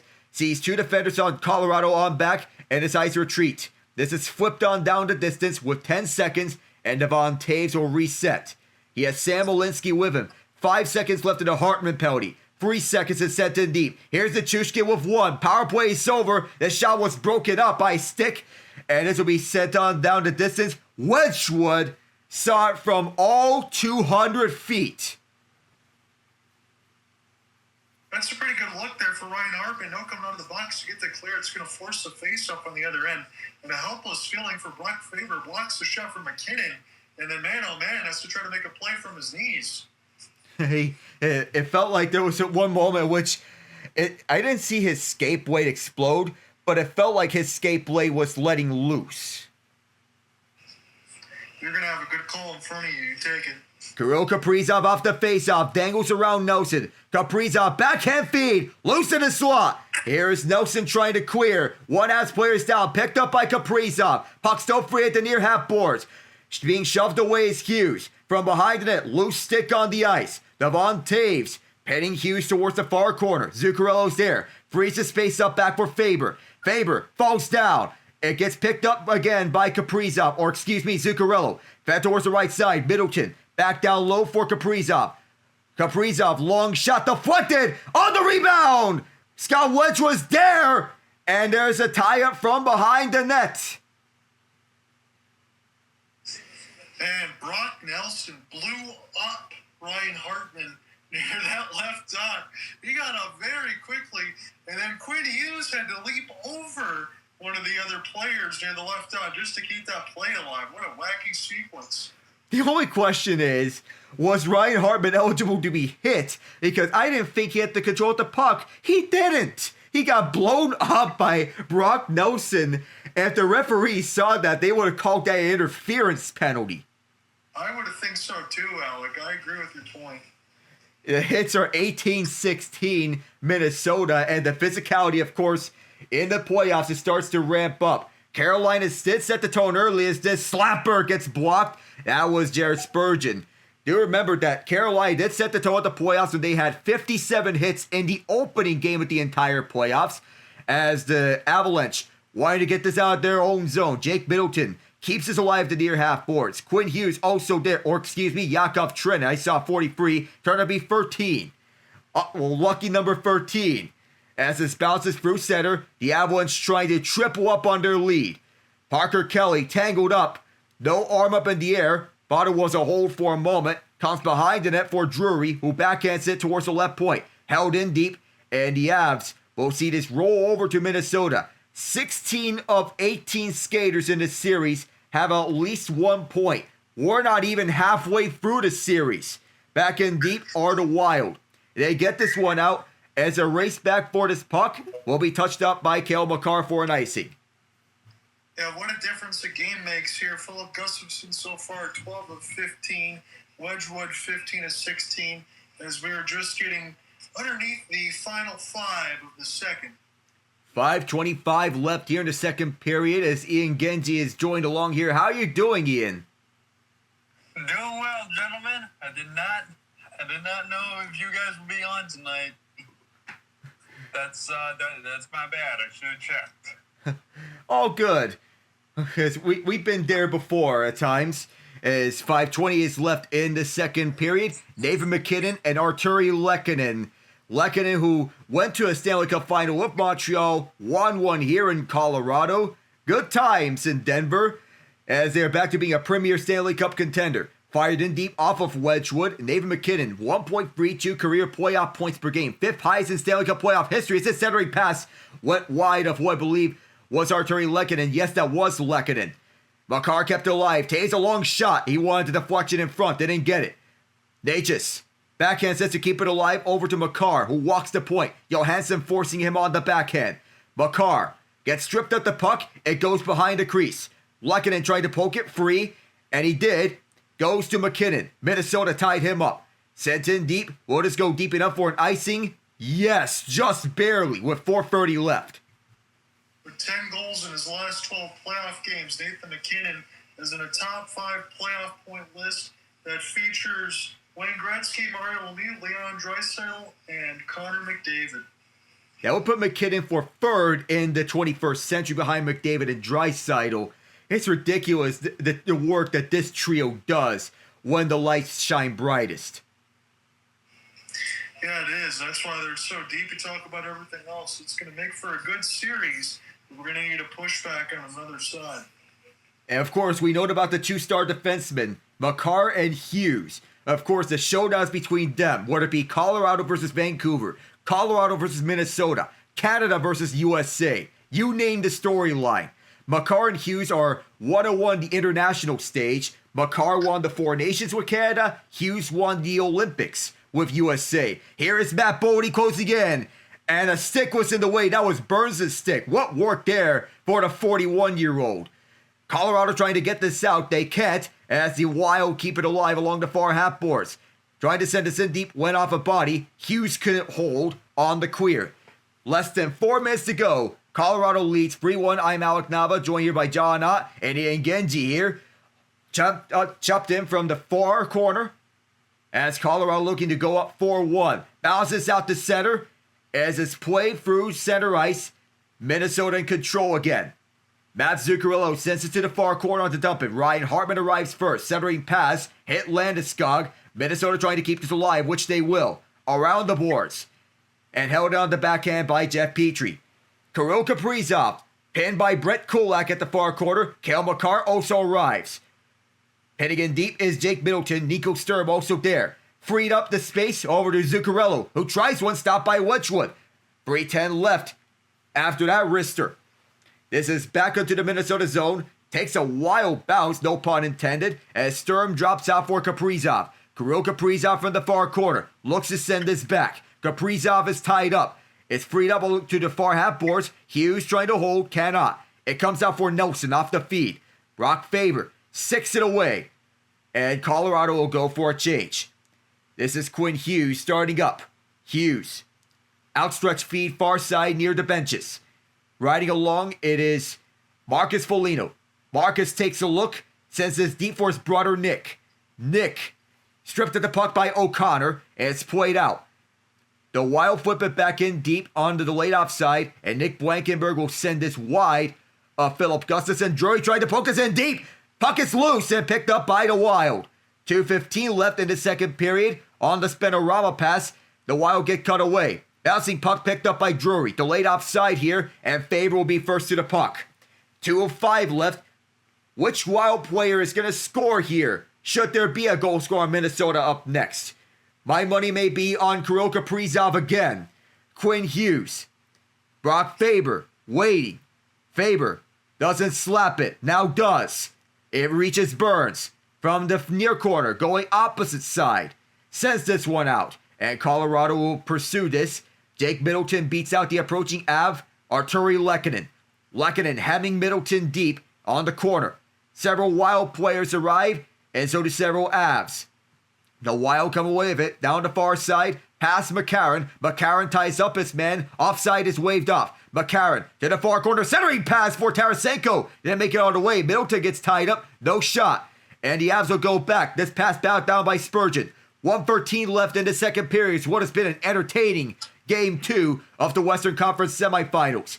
Michael McCarron sends this towards the near quarter. Backhand pass going to make it all the way through, but it comes out for Hunt. Hunt on his backhand. Goes behind the net. Now comes out towards the near quarter. Petrie goes across the ice. Deep one-timer. Fired wide with 55 seconds. Kept in deep as Colorado wants to clear it out. They get some help from Sam Olinsky. It takes a bounce over to Jared Spurgeon, who will have to restart this rush. Or excuse me, Damon Hunt, who's wearing 48 and is a lefty. Spurgeon wears 46 and is a righty. Minnesota in the white, Colorado in the burgundy. Towards the far corner, it is Brett Kulak. Stripped at the puck by Bodie. Comes out towards the far half boards again. Kept in by Minnesota. Loose in front, and Wedgewood covers with 27.3 left. You've had a long stretch of call there, Alec. I just want to make this point for anyone listening or following along at home. That last 5 minutes or so that you called, you started to notice, did you not, that the space was getting a little bit tighter on the ice. Both of these teams are on their best defensive intensity right now. An upgrade that the coaches want to see from Game 1, because defense is what is required to excel in the playoffs. Florida learned that after 22. Colorado knows this well. It's not just the offense, it's the defense. Brock Nelson is 8 of 9 on the faceoff tonight. Ryan Hartman, 7 of 13. He improves as a faceoff man with the Wild, and Nelson wins his 9th faceoff tonight on his 10th try. Brock Faber ties up Val Nichushkin. Does Minnesota get a goal here before the period ends? 15 seconds before we find out. Hughes gets stripped. Gustafson plays this one out. You have to be careful. 8 seconds. And Favors forced deeper by Landeskog. 5 seconds. And it turns out the answer to the question that I asked earlier is going to be no. No goals for Minnesota in the second. Colorado's lone goal comes from Nick Waugh. The Avalanche are perfect 44-0-0 this season when leading after 2. Minnesota looking to spoil that. I don't even know how it's possible to be 44-0-0 when you lead after 2, even with a team that's as good as Colorado. But I guess we'll just press on and find out.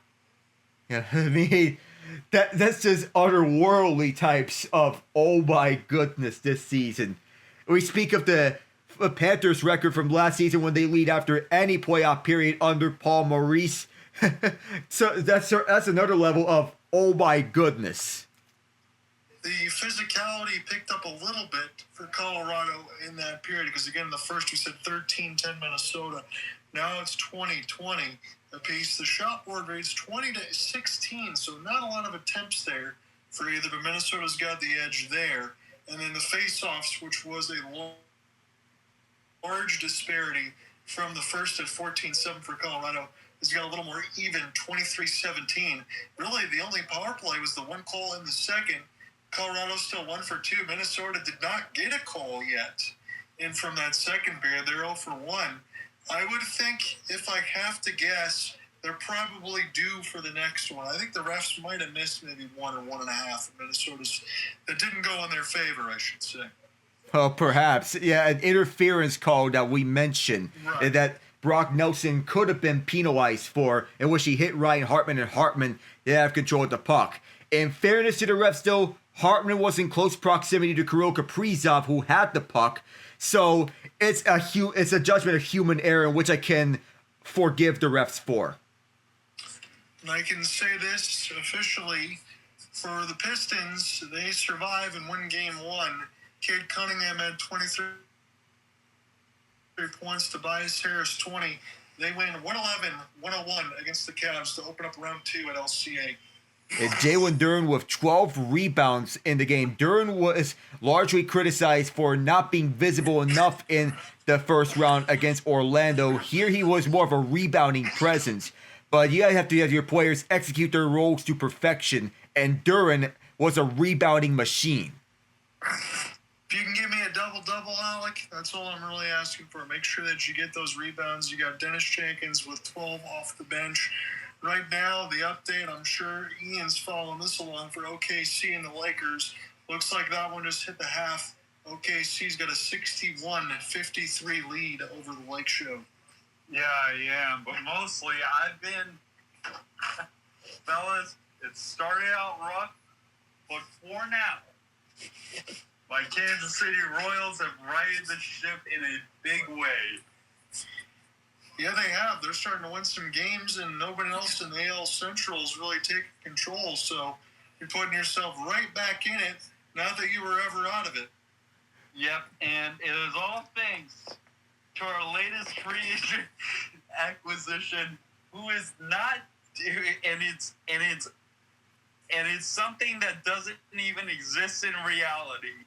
Fellas, I shared it in the Jumbotron. The numbers do not lie. Introducing the newest addition to the Royals bullpen. Or actually, no, to the Royals roster. Catcher John Port. Oh, man. You may be laughing now, but those numbers from before he came here to ever since he got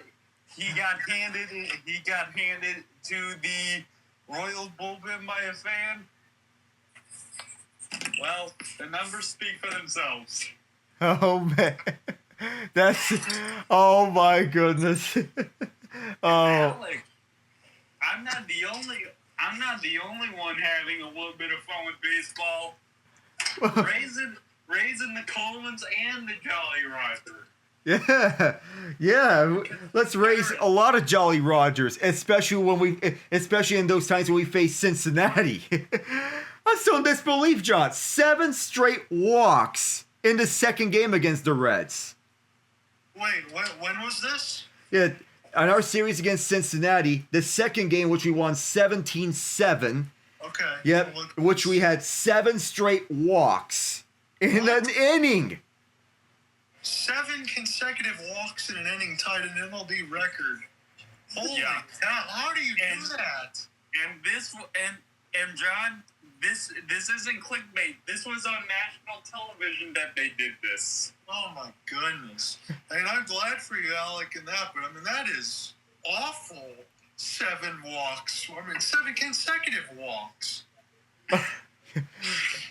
Yeah, it is for on Cincinnati's part, because as I know the entire NL Central is becoming good right out of the gates. In the 1 year in which the Pirates became good, and the NL Central decided to wake up. The Cardinals are good, thanks to J.J. Wetterholt and Jordan Walker having a resurgence. The Cubs took another step forward thanks to Alex Bregman. The Brewers are still the Brewers. And Cincinnati, they're getting ungodly pitching track records from their pitchers. So they might have lost 4 in a row now, as Pittsburgh did well in that series against Cincinnati. But as I'm looking at this, Alec, as you profiled, every team in the NL Central is above 500. Milwaukee's actually in last at 18-16. They have a plus 42 run differential, and they're in last in the Central. And Cincinnati, who's 20-15, has a minus 23 run differential. That speaks to. Go ahead, Ian. John. It's nuts, John. And what's crazy is, you gotta understand, when we were 8-17, I was ready to just say, okay, let this play out. The Royals have another wasted year. And then they started winning, and everyone else just started tripping over themselves. Like, John, what is going on with your Tigers, man? Go ahead. Is this all stemming from the fact that they were the only team to seriously consider Framber Valdez as a starting pitcher? Is this karma? I'm not going to say that, because I think Framber Valdez has been a good signing for Detroit. You could talk about karma in terms of maybe the injury history that followed, because the Tigers are just beat up like a used car right now. And they're not playing well. They got waxed by Boston in 2 straight games, which you can't do at this point. They're still, even with those 2 losses, 12-5 at home, which is great. But you can't be 6-14 on the road. No, you can't. So, yeah, that's basically where it stems from right now. But as you said, you got the Guardians at 18-18. The Tigers are 18-19. The White Sox are only a half a game out as well, alongside the Royals. And then the Twins, because of that, at 16-20, who swept the Tigers in a 4-game series, by the way, which we talked about earlier when Ian was with me weeks ago. Nobody's out of it, and I guess the Central looks like the AL West in a nutshell. It's the same 2 things. I guess that makes sense why everybody in the NL Central is above 500, because nobody in the AL Central or the West is. Yeah. But fellas, I do have a joke for you. Go ahead. No matter what season it is, no matter what time of the year it is, LOL, Vince will read 2-3. Oh boy. How are they collapsing this badly? It's because they didn't address what they needed to address in the offseason, or if they did so spectacularly bad. One of your best offensive pieces, Pete Alonso, leaves in free agency. They do nothing to address it. They go into the season with pretty much the same roster, minus Pete Alonso, but with Freddie Peralta and a couple other pieces. Oh, and no Brandon Nimmo either, who's doing good things for the Rangers. Yeah, they traded him away for Marcus Semien, who's washed. Yeah, and dear God, I am. The Mets fans have a collective here on the good old Twitter machine, and they do spaces every time that there is a game. They want David Stearns fired. They want Mendoza fired. They want basically the entire roster torn down, and they want Steve Cohen to become. They want Cohen to go through the Mets management like Sherman did through the South in the Civil War. Scorched earth policy. It is Mets. And the only thing they have to look forward to this season is Bobby Bonilla. Bobby Bonilla Day. Oh man. They're just down bad at Queens right now. Oh. Meanwhile, the Yankees have found form again because life isn't fair. Oh. And we're still wondering what is going on with the Blue Jays after that magical year last season.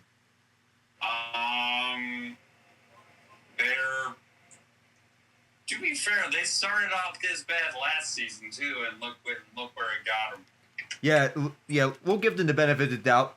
Well, especially with the injury bug that's been plaguing them, so we'll give the Blue Jays time. Yeah.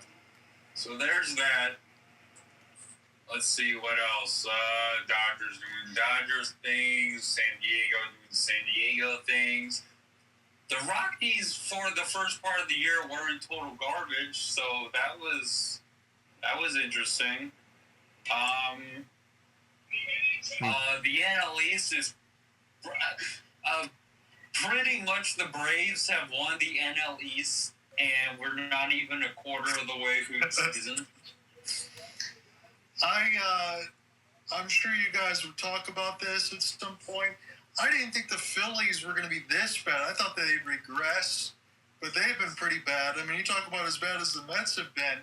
The Phillies are only 16-20. They got the same record as the Nats. Oh man! Yeah. And they fired Rob Thompson. Right, and for the longest time, I thought Rob Thompson was a really good manager for the Phillies. You got close, you didn't make it. You had that some kind of work for Dave Roberts and the LA Dodgers at times, right? When you have some good teams, you don't make it, but then you win.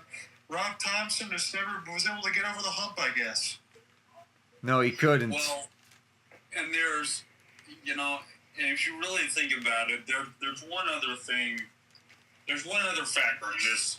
Your GM is still Dave Dombrowski, as far as I know, right? Yes. He's still. So your GM is still Dave Dombrowski, who will spend money. I'm pretty sure he ties down the owners every offseason and says, "Give me what I want, and I'll let you go." And they're like, "Yes, sir." Well, it's not mean when it says call the police, but not for me. That's Dave Dombrowski with the money. Yeah, pretty much. But when Dave Dombrowski is your GM, the Phillies are spending. You still have Kyle Schwarber, who continues to hit Schwarber bombs. They're not. The Phillies, although they're trying to bounce back, they're old. I mean, Look at their, sure, you still got Kyle Schwarber, but Bryce Harper has fallen off from where he's supposed to be. To be honest, the only bright spot if we look at the Phillies, hitting, I say, no, never mind. Bryce Harper's hitting 286. I thought it was worse. Trey Turner, though, he's hitting at a 241 clip with a 671 OPS. Not the numbers you expect to see from Trey Turner, who has, throughout his career, been a very, very consistent on-base guy. And, Alec Bohm has fallen off a cliff. Bryson Stott is average. JT Realmuto is, a typical catcher. And the biggest bright spot right now is your 9-hole hitter, your rookie, Justin Crawford, who's got one of the higher averages on your team. Yeah, as you mentioned, they're just getting a little bit old. That's what ends up happening. We got about 3 minutes left to go here before we start the third. Alex, since it's your first day back in a while, again, I know you've been doing some casts periodically like myself. I'm going to let you close today. I'll start the first 10. Is that okay? That's cool. All right, so hopefully you get a chance to get some late goals there for you because you only had 1 goal call in that period. I thought we were going to see a little bit more. We talked about the defensive intensity that was needed in Game 2, but I think this series has been pretty good so far, and I've enjoyed what we've watched in this game. Oh yeah, we need a mix of defense and goal scoring in this game, and we got a mix of both of them. And it's good news that we're getting the defense all better here in the second game. So before we get a chance to start here in this third, do you have any thoughts? Because I know tomorrow I'm going to get back on the mic again. In between Vegas and Anaheim, is Anaheim going to work their way back into the series? The hope is that Jackson Lacombe has a better game in compared to Game 1. Yes, he was vital in the defeating the Oilers for the Ducks in that 6-game series victory, but that was a nightmare game. The waved off icing in which he was ahead of Jack Eichel was one thing, but he passed up open shots. He wasn't that great defensively in that Game 1, but as the series wears on, I'm going to say he should be fine.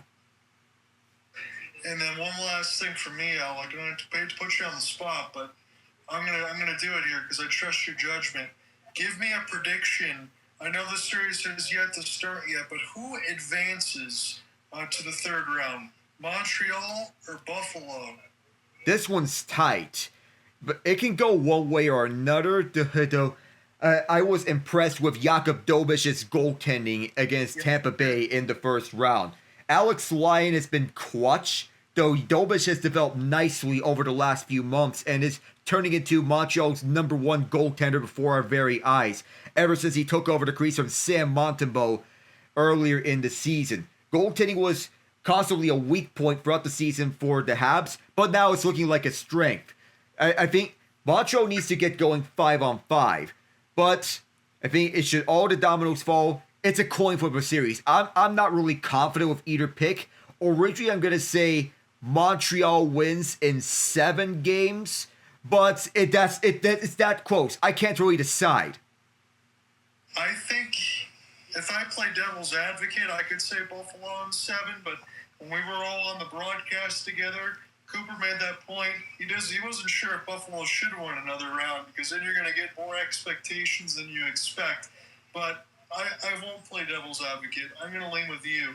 I'm going to say Montreal in 7, especially if Dobish plays like that. That's what particularly impressed me because between Montembeault, Dobish, and Fowler, you had 3 goalies that had a save percentage of below 880 combined. And if Dobish can play like that, I made the point for Ken Hughes over the last few years. I think he's one of the best GMs in the business. If they get their goaltending and their defense continues to improve, Montreal could compete for Stanley Cups. And that could be worrisome for my Carolina Hurricanes should Dobish continue that form. Montreal's defense completely rounded form, and it got a boost with Noah Dobson coming back. Okay, gentlemen, before we get to the play-by-play, just a yes or no answer. Has getting the number one overall pick saved the jobs of the entire executive branch of Toronto? Well, yes or no? Yeah, for who's already there, I think they get because they've had a wild 48 hours, but there's already been a lot of folded chairs. But I'll say yes for now, but I'm not even sold on all the names that Alec gave me. That's a little bit nerve-wracking. Yeah, see, I'm with John there. Yes for now, but the jury's out on John Chayka. I'm not really confident in him. Kulak loses the puck. Here's a one-timer. Here's 1 minute has essentially expired. I know Alec was a little bit behind, but I'm going to leave this across to him when I get another stoppage here so you can take it from that 10-minute mark. As Bull watched this one go back down, he might have to make his way back. Middleton will touch. Colorado cannot change. And if you're just joining us, it is a 3-1 score line. No, it is not 9-6 like it was in game 1 with 15 goals. Nick Watt, as I would profile the only goal of the second, that was at 1:24 of the period from Colton and Brock Nelson off of a pretty good cross-pass play entering the zone. Gabe Landeskog scored on the bumper from Nathan MacKinnon at 8:24 of the first. Kirill Kaprizov had that 6 seconds goals apart from Hartman and Zuccarello. Marty Natchez opened the scoring from MacKinnon and Kulak. And that is where we are in the 3-1 scoreline. Colorado threatening to take a 2-0 series lead. And I'm on record saying Minnesota's got to win this game. I don't think they can afford to go down 2-0 at XL. But long shot from the point is held in the tripper by Gustafsson. We're going to stop at 18-22. And Minnesota's riding a 3-game, 4-goal streak. Entering this game, they can, and as you said, they cannot afford to lose this. The best they can is split the 2 games here at Ball Arena. And they say it's not a series until one team loses at home. And right now, we're seeing this scenario of Colorado defending home ice. Yeah, we are, and I usually don't disagree with that sentiment. Here's a backhand right in on net. That was a rush. Couldn't get a number on. I think that was Jakob Trenin, but Wedgewood makes a phenomenal save. If it was any other team other than Colorado, I would completely agree with that sentiment. Michael McCarron, you're going to get some camera shots now. So I'll let Outlook take over in a moment as this one bounced in front. It was just a backhand for Trenin that was right out in front from Michael McCarron. Made a good feed. Yes, it's Scott Wedgewood who saw a speeding Yakov Trenin down the middle who was going untouched for a wide open look. Whew. Yeah, that was one of the best chances for Minnesota on the game to draw even with Colorado. They're down by 2, and you know how badly they needed this. So close to scoring. 20-21 now for Wedgewood. I know we can talk about the defense. I know we all agree. But I do think Wedgewood looks a heck of a lot more comfortable this time around, especially when you look at that last save, Alec. Yes, indeed. We'll take this face-off one more time. Hardman will get set to take it, or McCarron, excuse me, will get set to take it. Vlad Tarasenko will be back out there as well. Again, he had that one-handed tuck the other day and ended up scoring a goal. It's hard to believe Minnesota scores 6 goals and they don't win the game. As we profiled, they had more goals in that first game than the Kings had in a 4 entire game series. And they had as many shots, Colorado, goals in 9 than shots for Montreal Canadiens. You had a lot of statistical anomalies from that game 7. Just crazy things can happen on the same day in hockey. It's picked up and off the back skate, tried to find Kirill Kaprizov. This is stolen, and now some work to do back and behind the net. Brock Faber off the spin and turn. Will pick it up now toward the left side blue line. It'll be the jerseys in white and the mix of green will be going left to right. And the cerulean and maroon of the Colorado Avalanche. It is now toward the left side for John Hines' squad and spin around the embankment. Nick Blankenberg tied up here for Jared Spurgeon off the pinch. Trenin's pass gets blocked off Nate Dogg, and this goes to the left side. Pinched in off the glass. And Minnesota will go chase it into their own end. Picked up now by Marty Natchez. He gets the steal. Throws it up to a left side open to Von Tays, who finds the clear near the left side red line. Picked up now by Minnesota off the long foot. This will be canceled off the left side red line. Good stick chop. Jared Bednar's squad gets the steal. And the Bowl Arena crowd, a lot of them sitting right now. They're waiting for the next goal. Maybe get Nathan MacKinnon here toward the left side dot. We'll take a shot up high. This bounces off the glass, and then the play is blown dead at 16:48. The speed that Colorado possesses on the top end lines, Minnesota can counter with some of the speed of their own. We saw with Yakov Trenin, Kirill Kaprizov can provide such speed, and the overall speed that's required in today's game shows how much the game has changed over the years.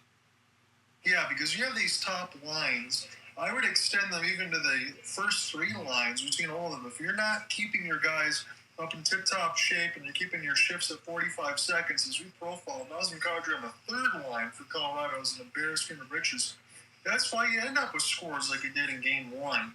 And if you're able to have the defensive intensity switch this much already, honestly, only 4 goals scored. I'm pretty impressed. I knew that there was going to be an adjustment, but even this probably adjusted faster than I would have expected. As Jeff Petrie takes a hit. Kaprizov on his backhand turnaround chance woefully wide. Petrie now trying to pick this up again, the Michigan native. Landeskog, Brock Nelson. As this goes to the left side, Zuccarello trying to keep it alive. This is still contested. There's a long shot bounced out in front of Wedgewood. It's contested by Nelson. He gets a stick chop in the middle of the slot.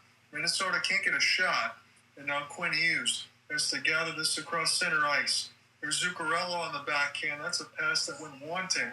Kirill Kaprizov will play it off the bounce toward the left side dot. Here's a spin and turn. Hughes gets knocked out, makes a play, and it's going to be a tripping call finally against Colorado. Minnesota going to get their second power play. Brock Nelson going to sit. So Brock Nelson gets the penalty, and Quinn Hughes made the play up through the middle.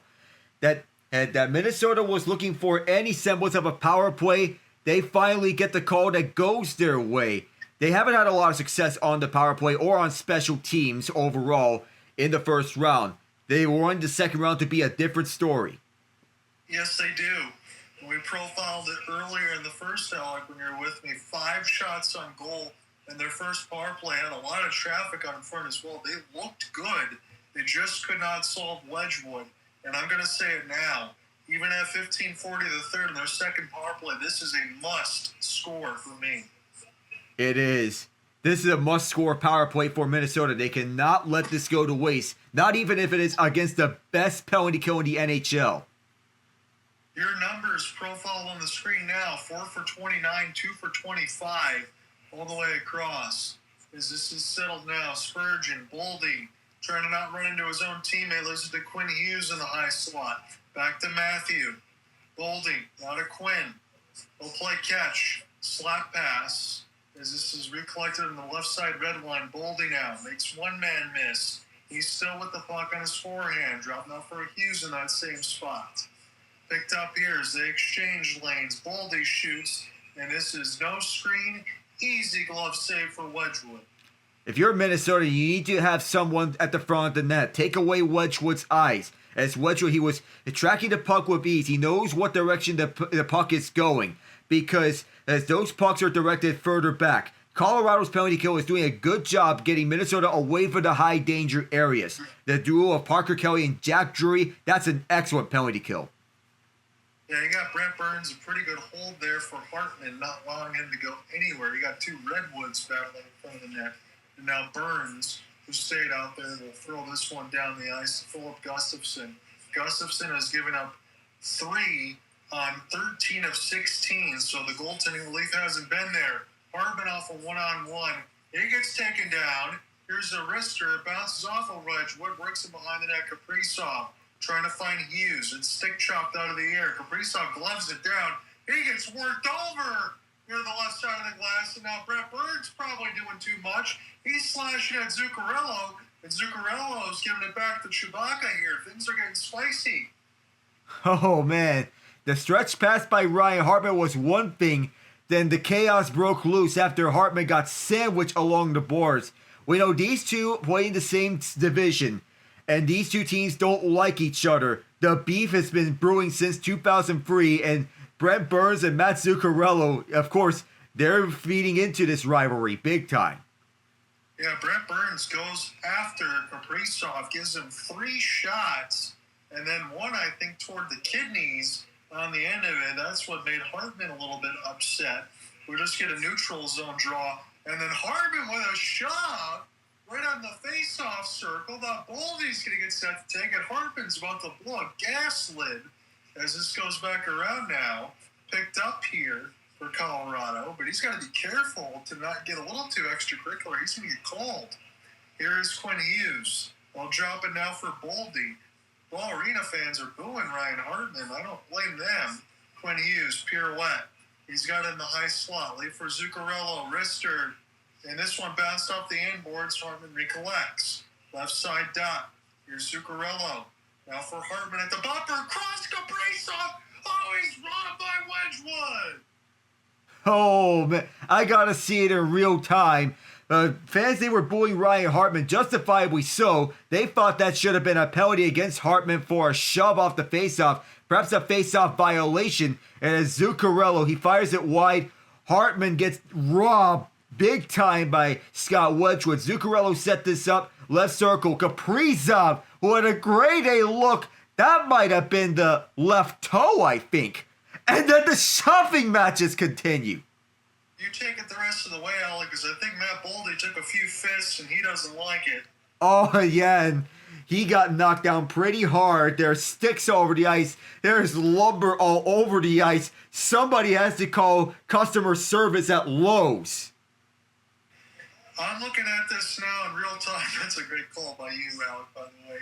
As Kaprizov gets robbed, and then Boldy is in the mix, and the fists are starting to be thrown.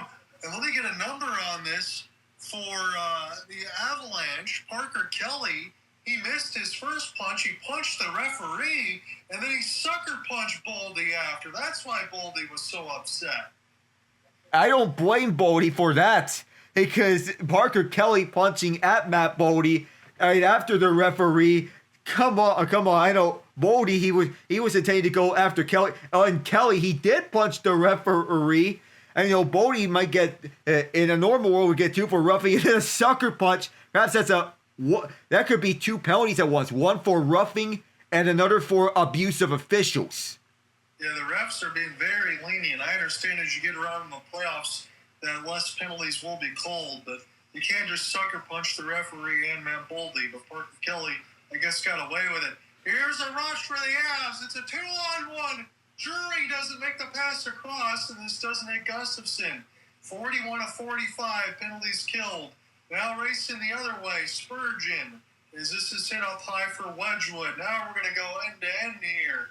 Nathan MacKinnon gets sticked away and then taken down on the left side boards. MacKinnon trying to emerge with it, and finally intercepted Marcus Johansson on the left side red line.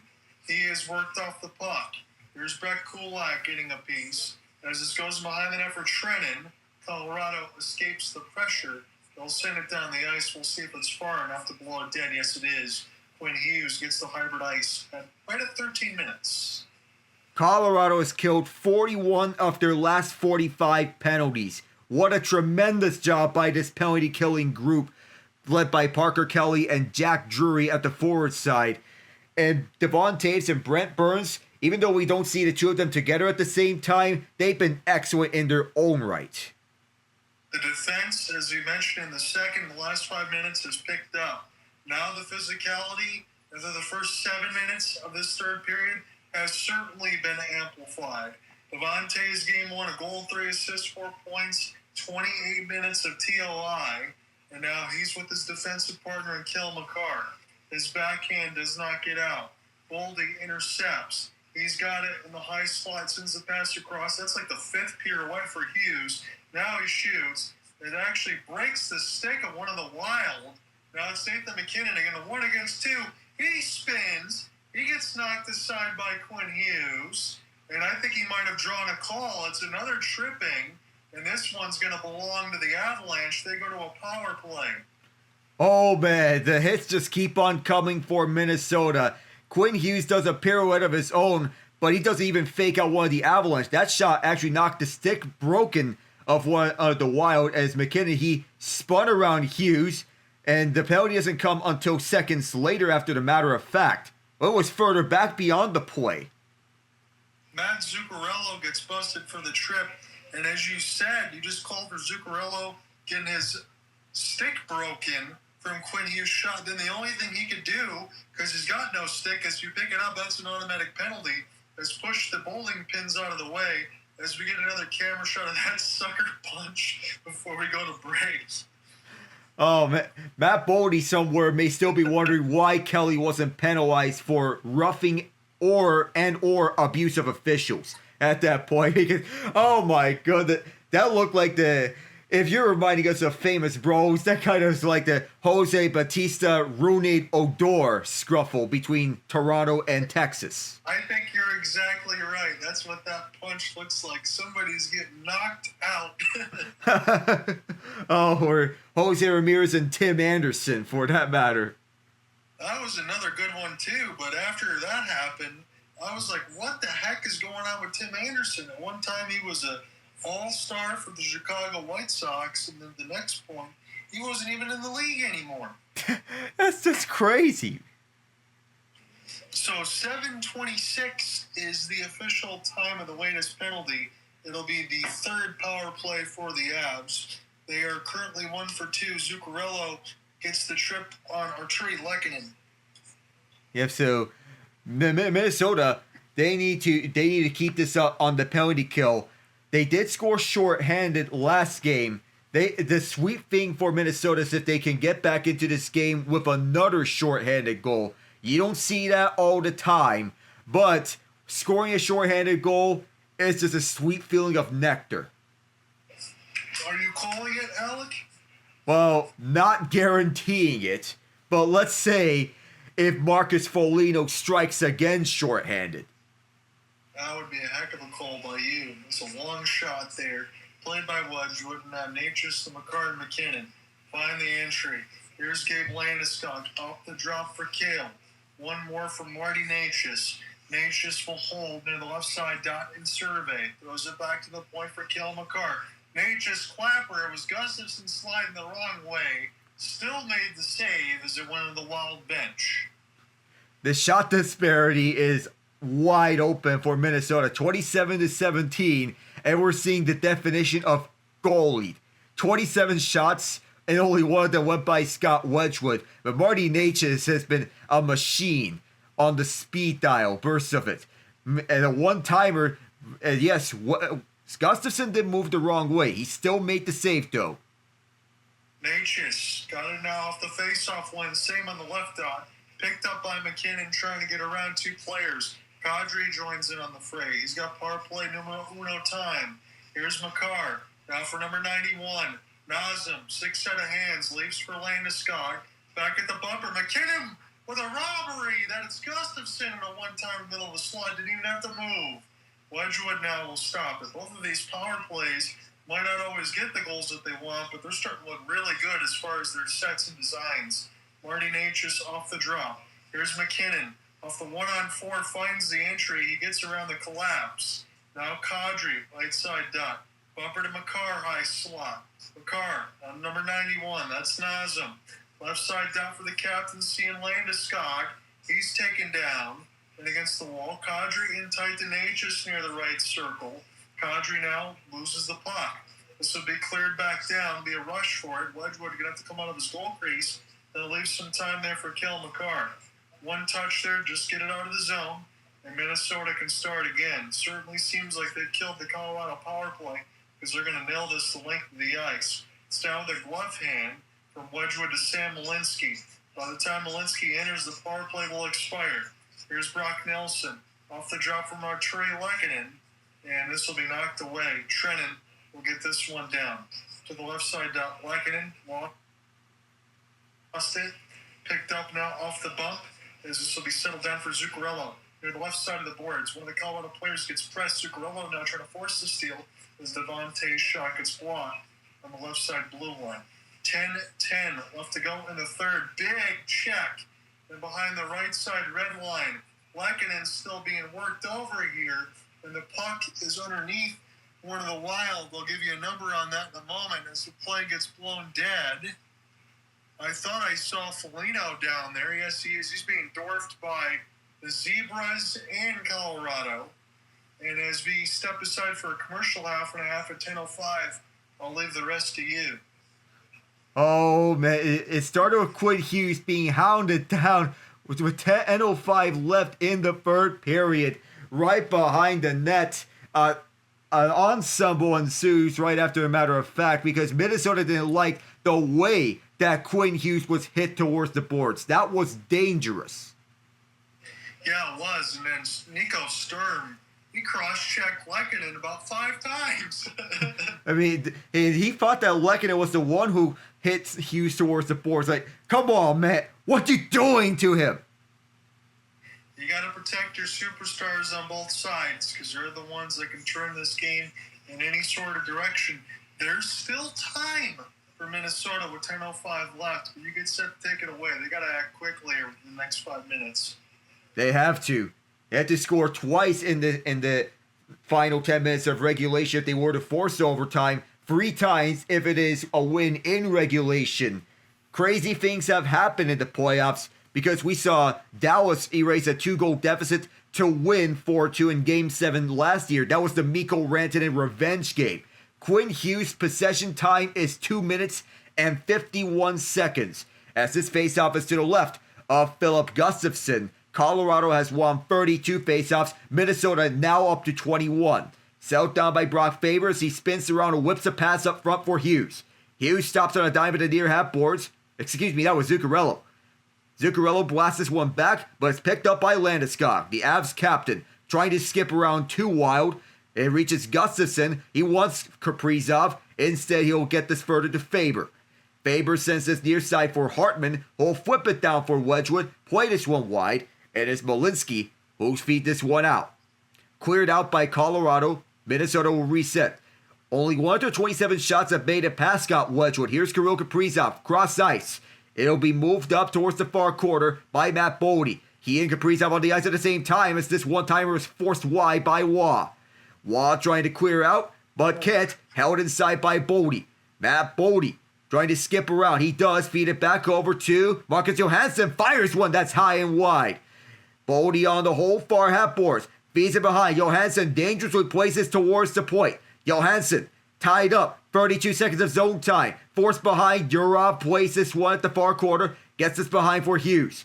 Quinn Hughes walks the line on his backhand. Driven down at the right circle. Oh, man! That gets the crowd up on their feet. Johansson will pick it up from his own zone. And even if this was icing, they don't care if they ice it.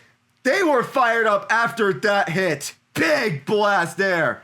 Michael McCarron sends this deep. Here's Scott Woodrow playing this out. Brent Burns fighting Parker Kelly. Nazem Kadri. Kadri walks the middle. He wanted to feed it to the right, but can't. There was a stick in the way. Kadri gets it back from 97's office. Kadri gets much a penalty coming up against Minnesota. It's a one-timer from deep. Gustafsson the save. And when we come back, the Avalanche will go on another power play. Nazem Kadri got wiped out hard. He got hooked, looks like right in the mouth. I'm waiting for the official call here. The door is going to be open, as you said. Somebody from Minnesota is going to go to the sin bin.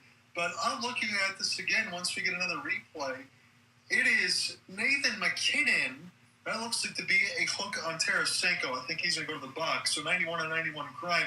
But Nathan MacKinnon was the one that blew up Quinn Hughes on the right dot. That's a good check for the Nate Dogg. We talk of superstars making their presence felt. Normally that's going to come by goal scoring. We didn't think it was going to be from hits. But as we've seen from postseasons past, Connor McDavid has thrown the body around at times. Now it's Nathan MacKinnon's turn, John. That's a clean shoulder there. I like that for Nathan MacKinnon. Yeah, it is. Again, we got the ball there. It's Vlad Tarasenko. He's going to sit in the box for a high stick. So we will return with Colorado going on another power play, and this has been becoming a theme here, John, this third period. Minnesota is taking bad penalties in the most crucial spots of this third period. I know it's easy to say, but I'm just going to point out the obvious. Just too many weapons for Colorado to try to deal with, Alec? Oh, we don't know about that, but Colorado, they're not really a good power play team, but they do have the weapons to make anyone pay for undisciplined penalties. Maybe this could be the time in which they make Minnesota pay. Because I'll be honest, I mean, I said this earlier. I don't think Minnesota's playing all that poorly, but as you said, notwithstanding in this third period, starting to commit infractions. Wedgewood, that's about as good of a bounce-back game as you can have, because they asked a few days ago when Rick Bowness was on the TNT crew.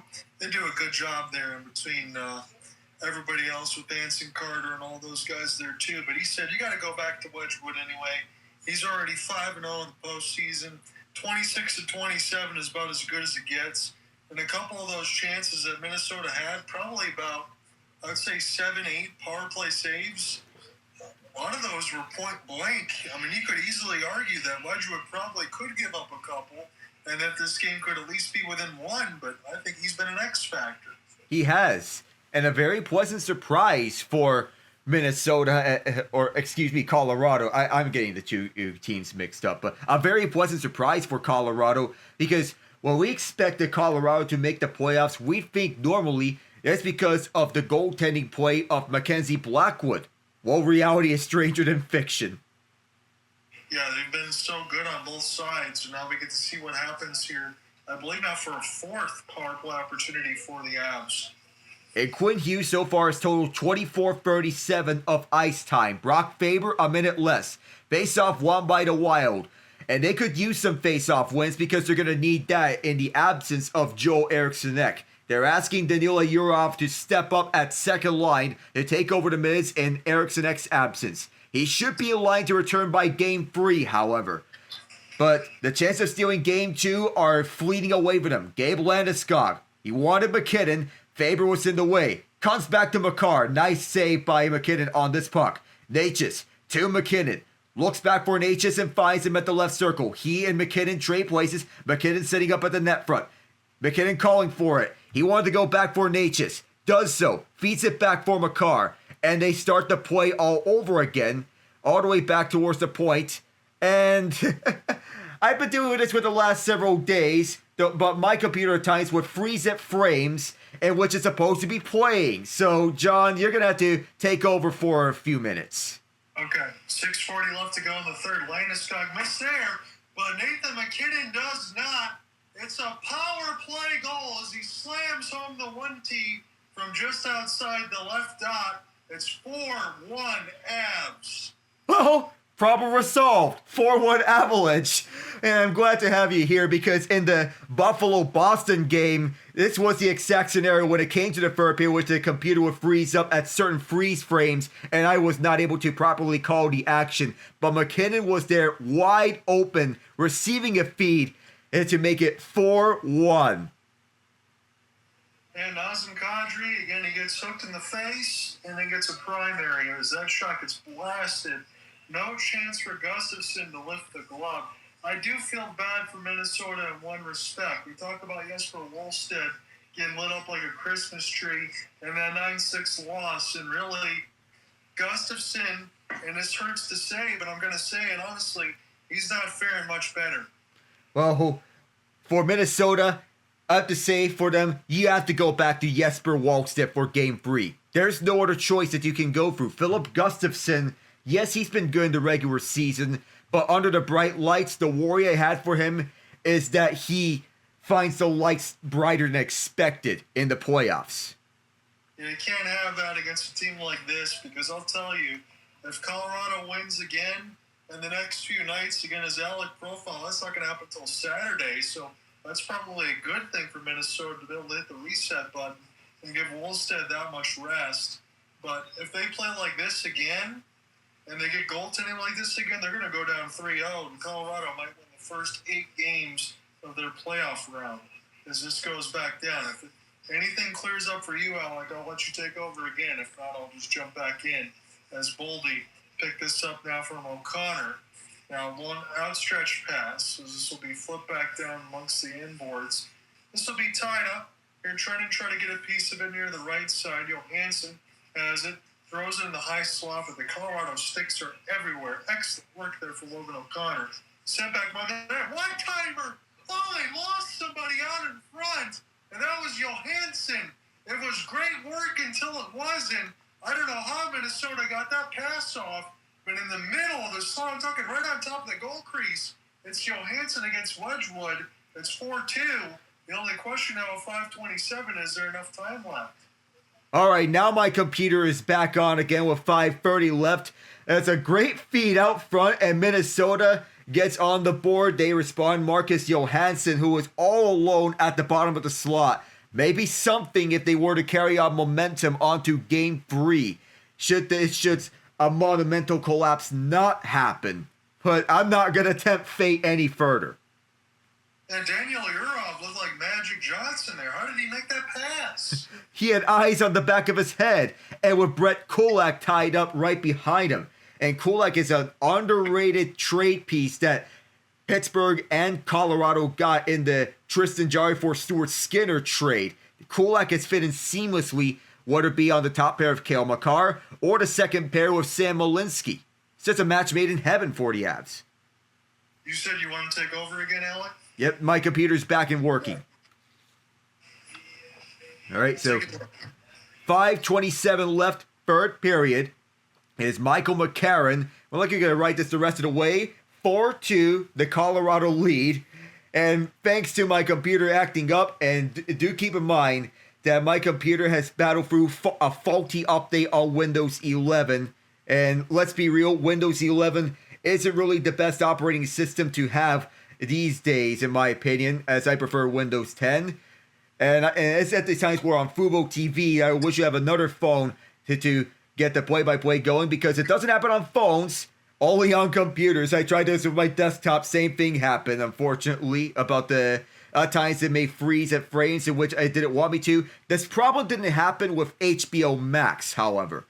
And on ESPN, it does happen, only there, but not HBO Max. When it's ESPN Plus, it's not a problem. Slap pass down low, and Wedgewood stopped it. Kaprizov tied up. Natchez, penalty arm up in the air. I think this is going to go against Minnesota, I think. Yes. 4:26 left. Oh, my goodness. Kirill Kaprizov, you just scored for Johansson. Kirill Kaprizov gets a cross-check right in the face of Cale Makar. You cannot do that in the waning moments of a game. And I know that ESPN is supposed to be fair and unbiased, but deep inside Eric Johnson, he's got to be happy that the Avalanche are on a power play. I don't have to expect Eric Johnson to work without bias, just for Bob Wishoes, and he's the professional. Eric Johnson, you know he's rooting for the Avs. Yeah, I mean, he is a former Avalanche defenseman. He won a Stanley Cup with them, and deep inside, he is rooting for the Avs. And yeah, Bob Wishoes, and all props to him. He calls as professionally as he can be. Someone make him the #1 announcer for the NHL on ESPN. He's long overdue for it. I'm not going to say anything disparaging for anyone else in our field. I don't think Sean McDonough is bad, but I don't think Sean McDonough deserves to be over Bob Wishoes, and I don't think that's anywhere close. I would say the same thing as far as Emily Kaplan. She's #1 as far as sideline reporting for ESPN. It's Bob Wishoes and Emily Kaplan 1 and 2. Yeah, and that leaves Ray Ferraro as #1 as well. Yeah. To add on to this. So I would say Bob Wishoes is the #1. Let's say Mike Monaco #2. I would agree. I think that's where I would put it too.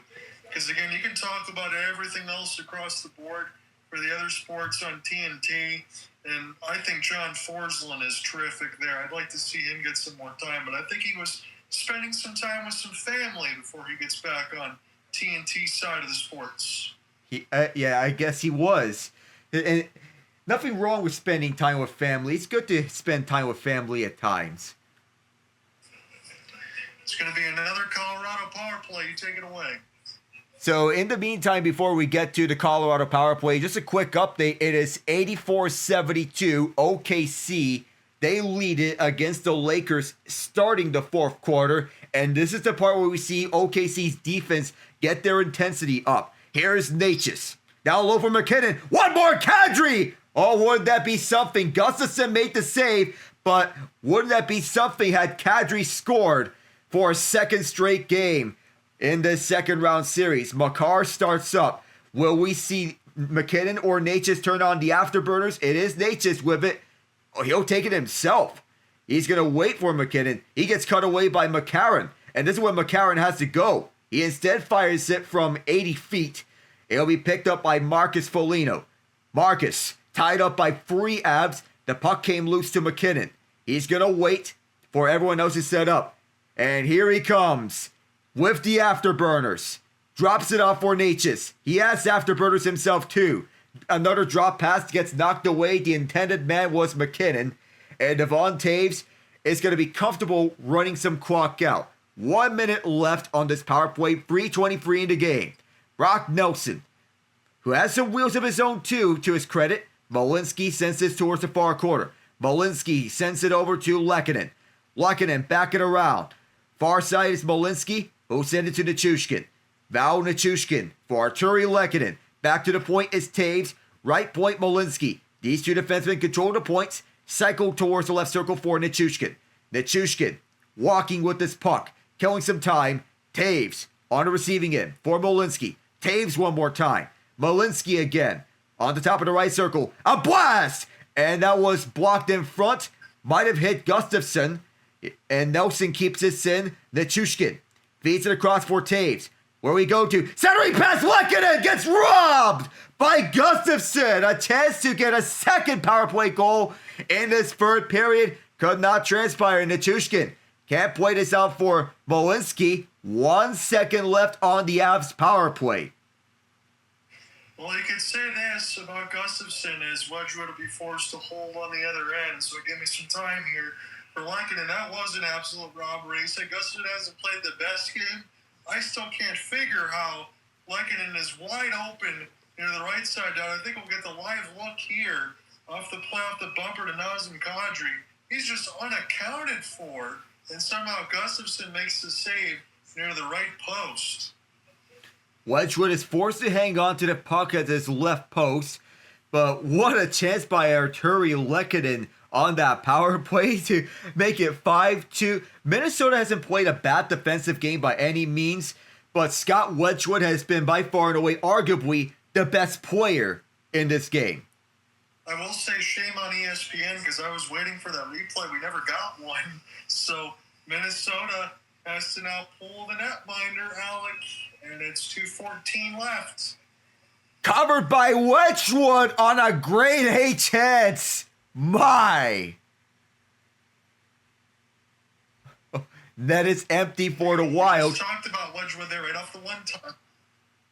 Yep, Wedgewood off the one-timer. She said, Nathan MacKinnon, a goal and 2 assists. He has a strong argument for player of the game. He sure does. You can give it to anybody on Colorado. They look pretty good. Yeah, and Gustafsson on the bench. 6 skaters on the ice. Ryan Hartman, 9 of 20. Brock Nelson has been Colorado's best face-off man. He's now 12 of 14 after that face-off win. Cycle towards the far corner, and this is rolling out the center. This is wide of the empty net. Touched by Faber. No icing because one of the Wild players touched the puck beyond the red line. Less than 2 minutes to go. Up the far side. This is not dropped. Here's Kaprizov. Kaprizov sends this towards the near side. Faber back down deep. Wild trying to pull off a miracle. Backing around to Bodie. At the right circle. Bodie at the corner. Bodie gets back towards the right point. Faber. Bodie looks. Surveys back to for Faber. Faber lets one go. Wide. He was looking for a deflection. Hughes got it over towards the far corner. It is Zuccarello who backhands back for Hughes. Hughes keeps this one alive for Faber. Faber cycles around for Bodie. Olympic gold medalist with the United States. MacKinnon sidesteps on Bodie and levels him out of the way. Clear it down onto the vacant crease. It will not be icing. Bodie is very slow to get up. Minnesota has to wait because the injured Bodie has to get out of the zone. He falls down, but not before he gets out of the zone on time. 1 minute left as it's backhanded out to the Minnesota zone, and Quinn Hughes forces an icing. Nathan MacKinnon, my goodness. I gotta tell you, Alec, 2 times we saw that it rocks Quinn Hughes near the right side dot, which was one. That was a good hit. Boldy got all of the end boards from that shove for Nathan MacKinnon, and that was all sorts of clean. Boldy, it took him a solid 10 seconds to get up from that, and he's also been sucker punched in this period. He's seen everything, all sorts of bad. And he fell down when and tried to exit the zone too. A timeout is called by the Wild, no surprise. But Matt Boldy has to be having the most painful time in this game. I'm going to be honest here too. I don't think Nathan MacKinnon threw hits that hard, but he is playing like an absolute demon. And he does a good job keeping his elbow tucked, so that's not an elbowing penalty. No, he's been flawless. He does everything well. And now Minnesota on life support. They're down 1-0 in this series. Colorado is staring at a 2-0 series lead. So the whiteboard is officially pulled away. The timeout is over. So everybody's getting back on the ice. Jack Capuano, the associate coach of the Wild, I believe he was the one getting the whiteboard out.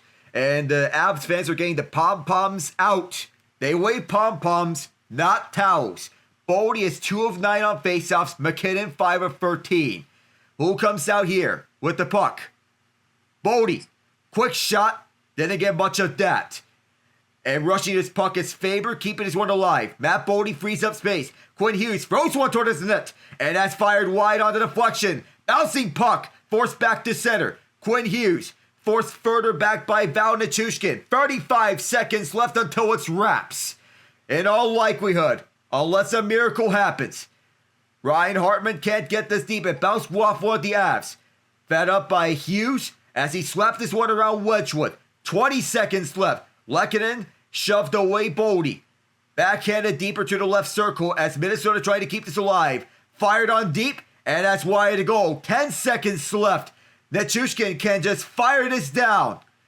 And this one is rolling to the empty net, and it's in! That'll do it! Val Nichushkin from 200 feet. Welcome to you, good sir. 4.4 left. It's 5-2 Colorado. It was all Avs as they roll again. My goodness. Oh, that's a flawless defensive game by Colorado. And they held their own in the defensive zone. We speak of the Avs offense. They've been electric and have come alive here in the last 3 games, including tonight. And this game may have cemented their status as the team to beat in the playoffs. If you're going to have to get to the Stanley Cup, it runs by them. The President's Trophy curse hasn't bitten, but the Colorado Avalanche have joined the Carolina Hurricanes as the only teams to remain unbeaten in the Stanley Cup playoffs for their first 6 games. We got a long way to go before we potentially get to Colorado, Carolina. I wouldn't mind it, but I'm going to tell you honestly now. I said Minnesota had to win this game today to get back in the series. Now, they could, from Saturday, win a Game 3, but if you're asking me to only lose one more game and get 4 wins against Colorado, I'm going to tell you right now, that's not happening.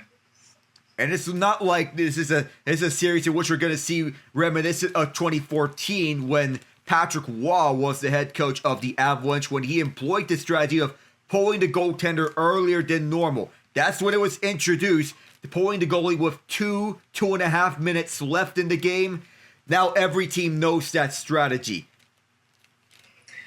I'm going to agree with you, as you said in the beginning. We talked about it earlier before we go here on this post game. Game 3 is not till Saturday, and that schedule quirk, I think, gives Minnesota a lot of time to regroup. Boy, do they need it. There was times where I thought throughout most of this game that they did not play poorly, but they gave up too many penalties, especially in that third.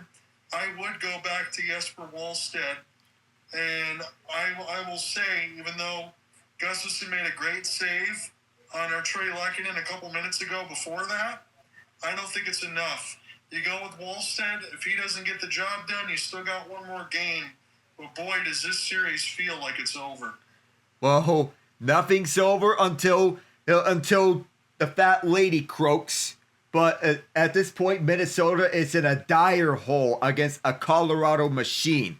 They need to win these next 2 games at home if they were to get back in this series. There are series in which the home team wins every game. We saw that last year between Winnipeg and St. Louis, and 4 years ago between Carolina and Boston. So it is far from over.